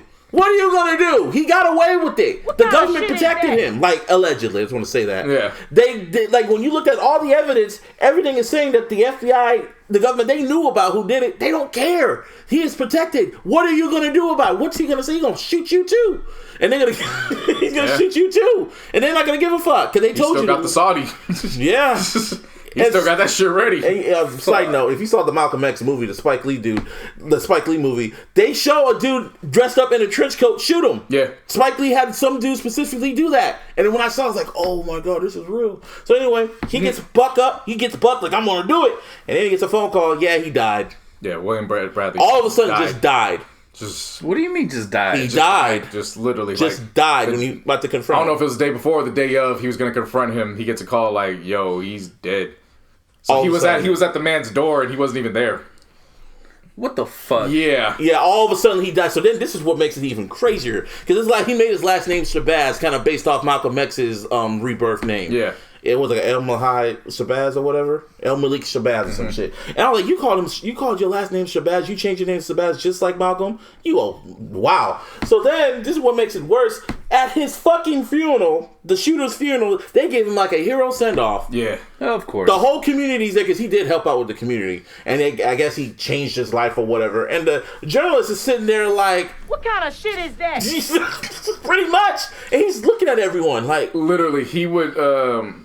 Abdul Rahman would walk up to somebody and be like, you know William Bradley did this, and that somebody would be like, yeah, I know it's crazy. Somebody did this. Shit crazy, bro. Yeah, I know, yeah, somebody definitely did this. I don't know. Yeah. Just gotta leave it alone. Then he would ask certain people, and they would tell him, they'd like, look at him. You know, just leave it alone. Yeah. That is just like leave it alone. Like you're going down a rabbit hole you don't want to go down. Yeah, he's protected. That's some fucking wild. He's protected, and they were all talking shit about Malcolm too. All of them, all the person he was interviewing, they were all low key talking shit about him. Oh, like, oh, he wasn't all that. He fucking lied about that. And then after that, because they were talking about how the Elijah Muhammad was the one who sent out the hit. And he didn't say it, but he alluded to it. So he was telling them like, what makes you think he didn't do it? It's like, oh no, Elijah Muhammad will never say that to get out Malcolm, brother Malcolm, because he said specifically in the meetings that never touch him and and bro, like, but he didn't say it, but he will allude to certain things like on some read between the lines shit. And just go do it. So like when his house caught fire the week before the murder, the assassination. It wasn't assassination. Yeah, they went to played an Elijah Muhammad recording, and he's like, from what they say, he did it himself. Yep. And Malcolm was saying flat out, these motherfuckers are after me. He kept saying it over and over again. These niggas, and everyone looked at him like he was crazy. So then. What was I getting at? Malcolm, Elijah Muhammad. Oh no! So he was saying flat out, like, what makes you think he didn't do it?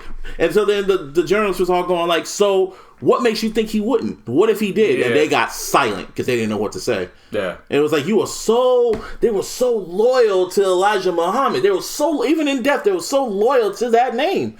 And shit. And didn't he have shit come out? Like he was fucking his kids or some shit?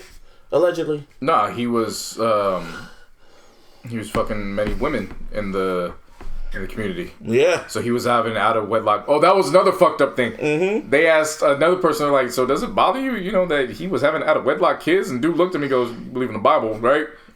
Like, so, and then he started bringing up characters in the Bible. Well, when he was doing this and that, does it bother you? Oh, my God. It just is there. Niggas. I was like, that's damn. Pretty much, I was like...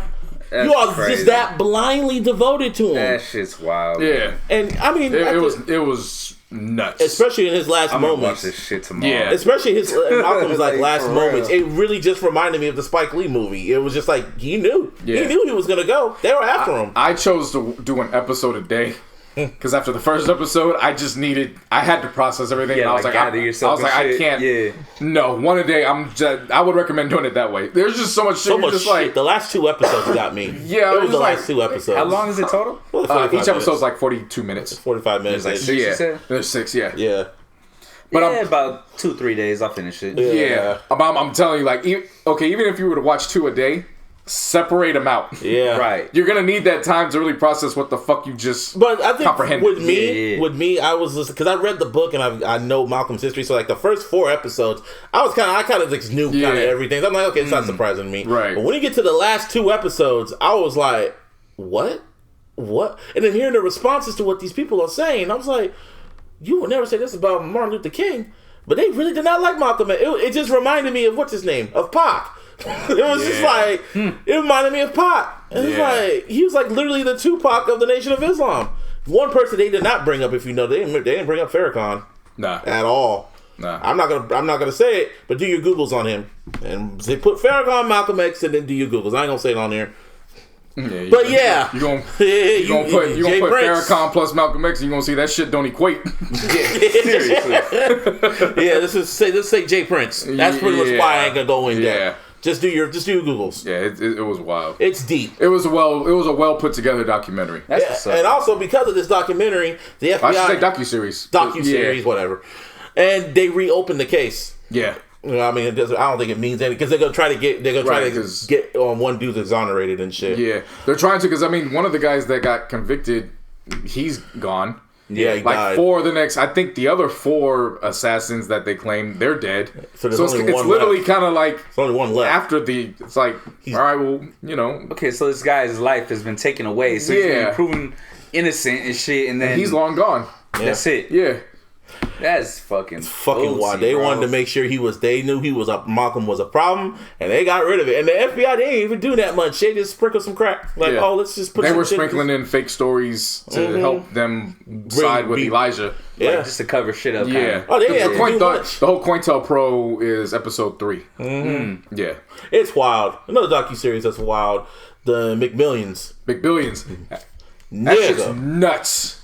The McDonald's Monopoly shit. Oh, the scam. I'm on episode 3 premieres tonight. Yeah, but man, fam, that shit is nuts. So they're doing that shit like weekly. Yeah, all right, I'm gonna catch up to that. Yeah, but the main part is the whole reason why they did that last Monopoly shit when they caught them. The whole reason why they did it is because the FBI told McDonald's to do it so they can catch the person. Yeah, and it goes deep. It's mob ties. Mafia. Mob ties. Really? Shit. Yeah. Mafia and ex-police. Yes. That's mafia. But then, like, no. The ex-police wasn't mafia. affiliated. until after this game started. Oh shit. It Okay, goes never mind. It's just second. Episode 3 premieres tonight, but it just keeps getting deeper and deeper and deeper. That motherfucker Uncle Jerry, man. Uncle Jerry, bruh. Have you ever get that? Did any of you? No, nobody got Boardwalk because we'd be millionaires right now. Yeah, I never You know what the crazy thing is? I always got Boardwalk, but I never got Park Place. Really? Yeah. Huh? I never knew anybody that got Park Place. I got Park Place. I remember I had Park Place. And I remember a long time ago. I remember I was in Morgan Hill. One of my friends, God bless his soul, he was telling me flat out like, "Yo, I got Boardwalk. I'll pay you something if you want it." And I don't know if he was kidding because he was one of them kids that always kidded around. But he's like, "Oh, I had Boardwalk if you want it." I was young. Should have paid him some. Never getting 3 out of 4 of the fucking railroads. Y'all better than me, man. I learned at a young age I ain't gonna win this shit. So I was throwing all them pieces away. I was strictly looking for the free food. Yeah. Oh, yeah. You get a free Happy Meal. You get a free fucking burger and fries and shit. For real. If I got a free food item, I won. I didn't care. I was in there. I was good. Pretty much all that shit was in Florida. Yeah. Everyone was winning all that shit in Florida. Like, And Baltimore, I think they said too. One, and then I forgot which kids hospital. So the kids hospital. Wait, what? So there was a kids hospital. They didn't win, but they had an anonymous winning piece donated to them. Mm-hmm. Yeah, it was Uncle Jerry. Huh. It wasn't a legitimate real winner. And you know, it was a part of the fucking scam. You know, you could have went to McDonald's and asked for a game piece. I did not know that. You didn't have to order. You didn't have to order no food. You can literally just ask for a game piece and they'll give it to you. Seriously? Yeah, that was the first time I knew that. Yeah. That's some bullshit. I know. That's what the fuck I said. You could have literally went into any McDonald's and asked for it. Hey, I remember fucking getting like the supersized bullshit just to get the extra piece. Shit. You know what I mean? That's like, what the fuck? Hey, man, the game's the game. The game is the fucking game. Assholes. Yeah. Da. They don't even do it no more. I mean, they kind of still do it, but I guess it's more like online, I guess. Ever since Push said he wrote it, they stopped doing it. What? Ever since Push said that. Oh, we can't have this crack on here. We can't have this. Speaking of Push, that fucking Damian Lillard commercial was fire. Yeah, it was. I just laughed at it again. That's Adidas. I felt bad Dame didn't play. That was like the one downside, and it had nothing to do with the NBA. So I can go against him. But man, next year, it's just next year. That's what makes it gonna be better. I can't wait to watch the All-Star Well, what do you game. mean that's Adidas? Oh, it's an Adidas ad. I mean, but why'd you say it like that? Oh, because that was Drake's. Yeah. Could have been Oh, Drake's. that shit. Yeah. Okay. Yeah. That's what made I got funny. you now. That's what And made- it was Now also I see. also a funny checkmate because last month Drake was like, "Well, who listens to Push?" Yeah. And everybody yeah. knows that Dame's a household name, so Dame listens to Push. Oh, yeah. And he's got a commercial with him. You forgot to mention he fucking performed during, I guess, the halftime at the I sports didn't forget. competition. It wasn't I- halftime. I It was didn't like forget. It was that bad? shit. It was bad. Yeah. Well, you saw I Lil don't Wayne. know, man. I'm not gonna say it was bad. It's just Nah, that it was- The fact of the matter is, nobody really knows his music like that, And you he know can't what I mean? move. And his stage presence, which wasn't the greatest to open the show up. Like, Yeah. it was like, Yeah. and then the beat played for like 15 seconds, and then he started in his song. Right? Yeah. And then he waited for Jeremiah to come out. You know what I'm saying? Like, I it wasn't a see. good He has performance no, man, overall. he's a basketball player, not a stage player. Yeah, That's the thing. cool. I think That's fine. He's banking on his like notoriety, within the sport. I and have shit like no that. problem with that. But you know me, Martine. Yeah, Somebody that I used to know, rehearse I know. for local talent shows that didn't need rehearsal. Yeah. If you're going to go on stage, Yeah. be prepared to go on stage. Even if you immobile like he Right. was. Just do the Biggie thing and get the cane. Shit. It was his And grind. he had dancers around him. Yeah. Well, Like, he could have, it was, I I feel love you. Dame. I feel I you. fuck with I feel Dame. It just, the performance itself just wasn't good. Yeah. Side note, fucking The Rock's. Lil What? Wayne needs to chop off his dreads. He man. does. Yeah, That shit look. It's getting that shit It's is holding on rough. by threads. It literally is. It's like Eminem realized to get rid of the blonde and go black, and then who else? Shave the beard. Shape, yeah. Wayne that's one more it. year away from looking like Coolio now. Yeah. And- Seriously. And on a side note, Rock, his daughter is now in the WWE. That's a round of applause. Simone Johnson, Was that third generation now? fourth generation. Fourth? Fourth, yeah. That's right. Grandfather. Dad, granddad, Yeah. him, and now her. So yeah, she's at the Performance Center and she's training to be the next great one. She might be the Stone. The Rock, the Stone. Pebbles. Pebble. The Pebble. If you smell what the Pebble's cooking. Yeah. I smell what these guys are cooking, and it ain't good. What? Ah, shit. Yeah, it's around Tupac. No. I don't want to hear this shit. No. I don't want to hear this shit, JC. You ruined my morning sending me that shit. Well, if my morning was ruined, No, you ain't have to ruin my moment. Everybody's morning had to be ruined. Shit. You know, Pac's my favorite, so if Well, all eyes on if me I was was the the person anniversary. seeing it, everybody got to see it. I didn't want to see this shit. And it was 10 months old. That's what made it worse. Yeah, that's why I don't even know why it showed up in my searchings with what I was searching, but it went through and I was like, What the hell were you searching? For real. I forgot what I was. It just popped up that like in the, you know, you go to some article and then it'll give you stories relative to that article. Yeah. It was one of them, and I was like, another Pac movie? What the fuck are they doing? And then I opened it and I was like, oh, this is too good not to put in the notes. Oh, yeah. We gotta talk about this. There's powerful niggardry at See, work. when I saw this, when you showed me you said, hey, look at this, guys. I thought this was spam. You know, I get that sometimes. But then I saw the fucking screenshot. No, I didn't see the screenshot, the link to the YouTube channel. No, I saw that. I saw it on YouTube. It was like, I saw it and I knew. I was like, It has like that still frame. and I was like, and I put ... I'm like, this is some bullshit, isn't it? Yeah, so there's a filmmaker by the name of Rick Boss. Not Rick Ross, but Rick Boss. And he's making a Tupac film that is titled Tupac, The Great Escape from UMC, which was the hospital that he was at. And the story follows the theory that Pac had helped. This is a real story to him. Yeah, but in real world, this is a theory. It's a theory. Yeah. That Pac had help escaping from the hospital, and they were able to put a stunt body in his place. And they were able to get him into a reservation in New Mexico. And the reason why nobody's been able to find him is because you need authorization from the members on the reservation, even the FBI. They can't go snooping there unless you get permission from those on the reservation. So he's been safe this entire time. The Navajo one, right? Yeah. Yeah, okay, I heard about that. In reading that, I was like, I mean, they kind of went on okay. that. They kind of did that theory in the I Wonder If Heaven Got a Ghetto. Yeah, video. it was like, you know what? That might be interesting just to watch, and just not even like a really like believable, just kind of like short film. how Once Upon a Time in Hollywood. Yeah. Where I was like, you know what? Maybe. All right. Well, let's see what Rick Boss has, and I press play, and it's Oh, yeah. There's powerful niggardry at work. it's something. Somebody did this.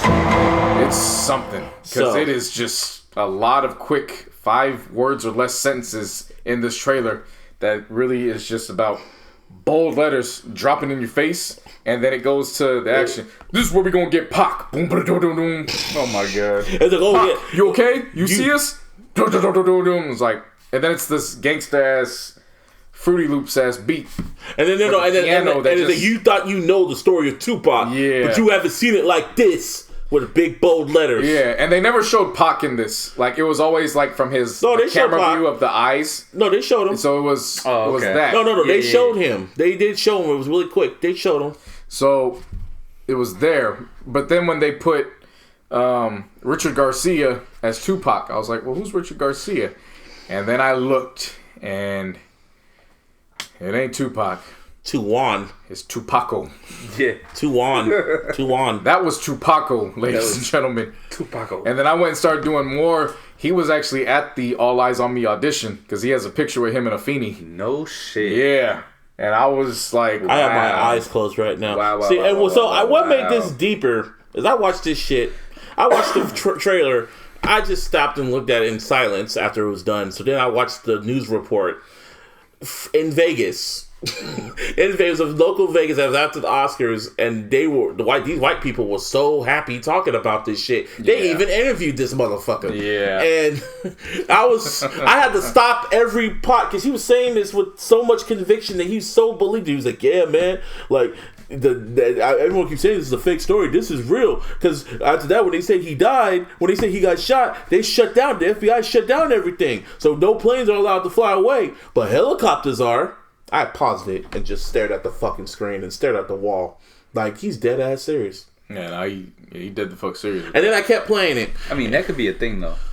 No, I'm, like, being completely, like, not even joking and shit. Helicopters fly low, so that actually could be a thing.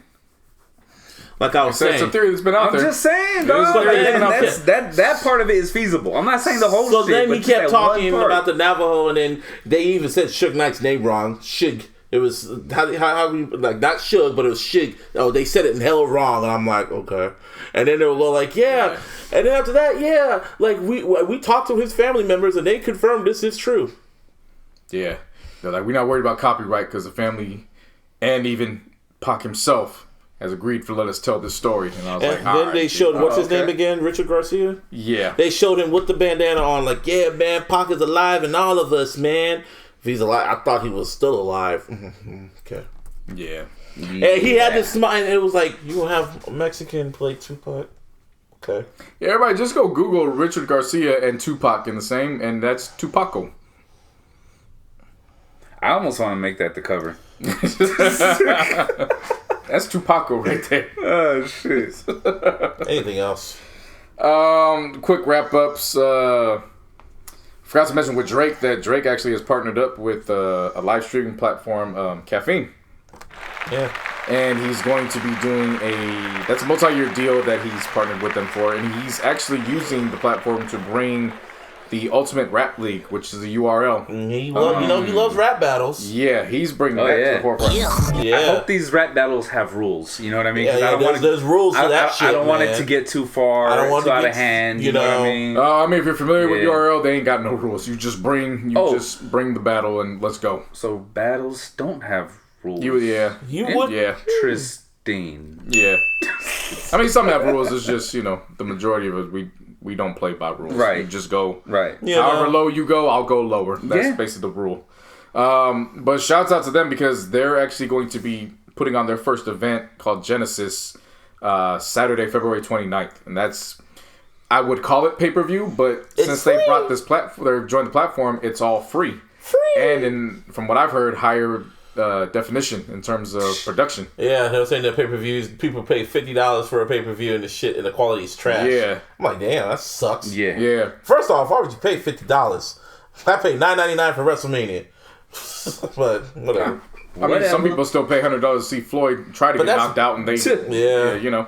Yeah, But that don't happen. Yeah, And it's in high definition too. Right. So I got $50. You better get some fucking good ass high definition That shit's shit. in fucking 4K, bro. Yeah. 4K. Yep. But I want to give a special shout out for Caffeine because this is a company that's actually based here in the Bay, out of Redwood City. Yep. They got a production studio in Los Angeles. Another shout out because a good friend of mine who I've known for 20 plus years is recruiter there. So shout out to Josh. Oh, got a job. Caffeine's been doing good things, man. Like Offset was there on behalf of Caffeine during Super Bowl week, so he's attached to the platform. Juju Smith-Schuster's attached to the platform. Like they're getting some well-known traction with some big names in their industry. Yeah. Kuzma. So Kuzma. So shouts out to him. What else we got here? SiriusXM, they invested $75 million in SoundCloud. That's why Drake's been dropping that shit on SoundCloud. Drake's actually connected to Sirius satellite radio. Yeah, he did that deal. And he still hasn't dropped nothing on that, which I'm kind of, he's probably setting everything up for his fucking album. Oh, speaking of that, I mean, it would make sense to the partnership with Caffeine. Yeah. I would imagine Caffeine, Sirius, SoundCloud. Yeah. speaking of that, he dropped the the Life Is Good remix with the Baby and Lil Baby. Yeah, they all could have kept that. You didn't like it? Nah. I ain't listened to it. I listened to a little bit. It was Future's verse was actually better than the other one. I'm like, oh wow. They could have kept all that. No, I'll put out that. Did y'all know there were two guys that used the name and the brand of Wu-Tang to scam $100,000 out of hotels? Oh yeah, I heard about that shit. Yeah, so they were claiming that they were Wu affiliates. Yeah. Which, in reading that story, I was like, that's a brilliant cover because there's like 400 of them. Yep. So who the hell would know? Exactly. Yeah, and they were traveling around and they were scamming all these hotels out roughly $100,000, and they ended up catching. See, at some point you just gotta know when to stop. Yeah, Or take a break. When you do two or three, it's kind of like, all right, let me chill until exactly. the new Wu hype builds up again. Let it cool down a little bit, and then right back at it. Yeah, I thought that was pretty genius to do. Like, you could have picked anybody, but you picked a group that had affiliates of 400 plus. Like, smart. Exactly. Yeah. Shout out to Janet Jackson. she has announced both her Black Diamond album and she's going on tour to promote that. I mean, yeah, good for her. Nice. Yeah. She's been doing that shit. Shouts out to her for that. I want to give a shout out to LeBron and his I Promise Foundation. Not the school, but the foundation. It was announced that they partnered and have something in place with Kent State University in Ohio, where the kids who are going to college from his program, they're getting free tuition, room and board. Shit. Yeah. That's awesome. That's incredible. That is awesome. And then also shouts out to Allen Iverson. Iverson was at All-Star Weekend the entire time, just doing what Iverson does, which is giving love to everybody. Yep. He really gives love to literally everybody. Yeah. Yep. Give that man his flowers, especially what's happened over this time frame. All our legends flowers. Mm-hmm. Give legends to MJ. Cats is still talk. I put Iverson especially because, they just released a list and didn't have Iverson on there. You know what I'm saying? Like, Yeah. put respect on that man's name. Seriously. I mean, dude was one of my favorite ball players of all time, man. Like, not just during the time he played and shit. Right. Just give respect to like all the legendary. I'll give respect to like just in music too, to Rakim, LL Cool J, fucking who else? Hove. Everybody, give respect to these legends, man. Yeah. Time is ticking. Y'all see Vernon Davis acting? So this was episode I'll take 170 it. of the Illogical Sense podcast. I ain't done. No, I don't want to hear. No. I'm not even talking about Vernon Davis. There's one more. What else? Did you see the Travis Scott artificial intelligence? That's dark. That is Black Mirror. That was literally that Miley Cyrus shit I told you about. That shit's fucking crazy. That shit nuts. That shit was insane. And what was funny was because Martine, you sent it to us in the chat, and you're like, "Yeah, some of the lyrics don't make sense." I'm listening to this, and I'm like, "Are you sure they don't make sense?" Because some of this shit, I'm like, "Damn, that's a bar." And we talking about, I got a bunch of girls, they dancing on my chain. I was like, "Yeah, I feel that. Yeah, I understand that." So you're saying that shit was completely made by a computer generated those lyrics? No, not just the lyrics. What the whole music? Yeah, it like generated everything. Yeah, the vocals and the fucking music. Like they put an algorithm in. Yeah, Travis Scott algorithm. That's literally Black Mirror. That was literally, dude. I'm telling you, that was. I was gonna say it too, but like, remember how a while back we had reported that there was an algorithm that was signed. Yeah. That might be the type of shit that it's on. That's know what I the mean? Black Mirror episode I told you about with Miley Cyrus when she went to sleep and then went in her head and fucking got the algorithms in her brain and shit and made an album. That's what that shit is. Yeah, man. The future. I'll be honest with you, that shit scary. It sounded like Travis Scott. Yeah, here it is, right? I'm back to the shit and feel my veins. She got a crew on top of my chain. That's a bar. Wasted in the street like a babe. You see the This is all computer generated. They say I fucked the package like I'm rain.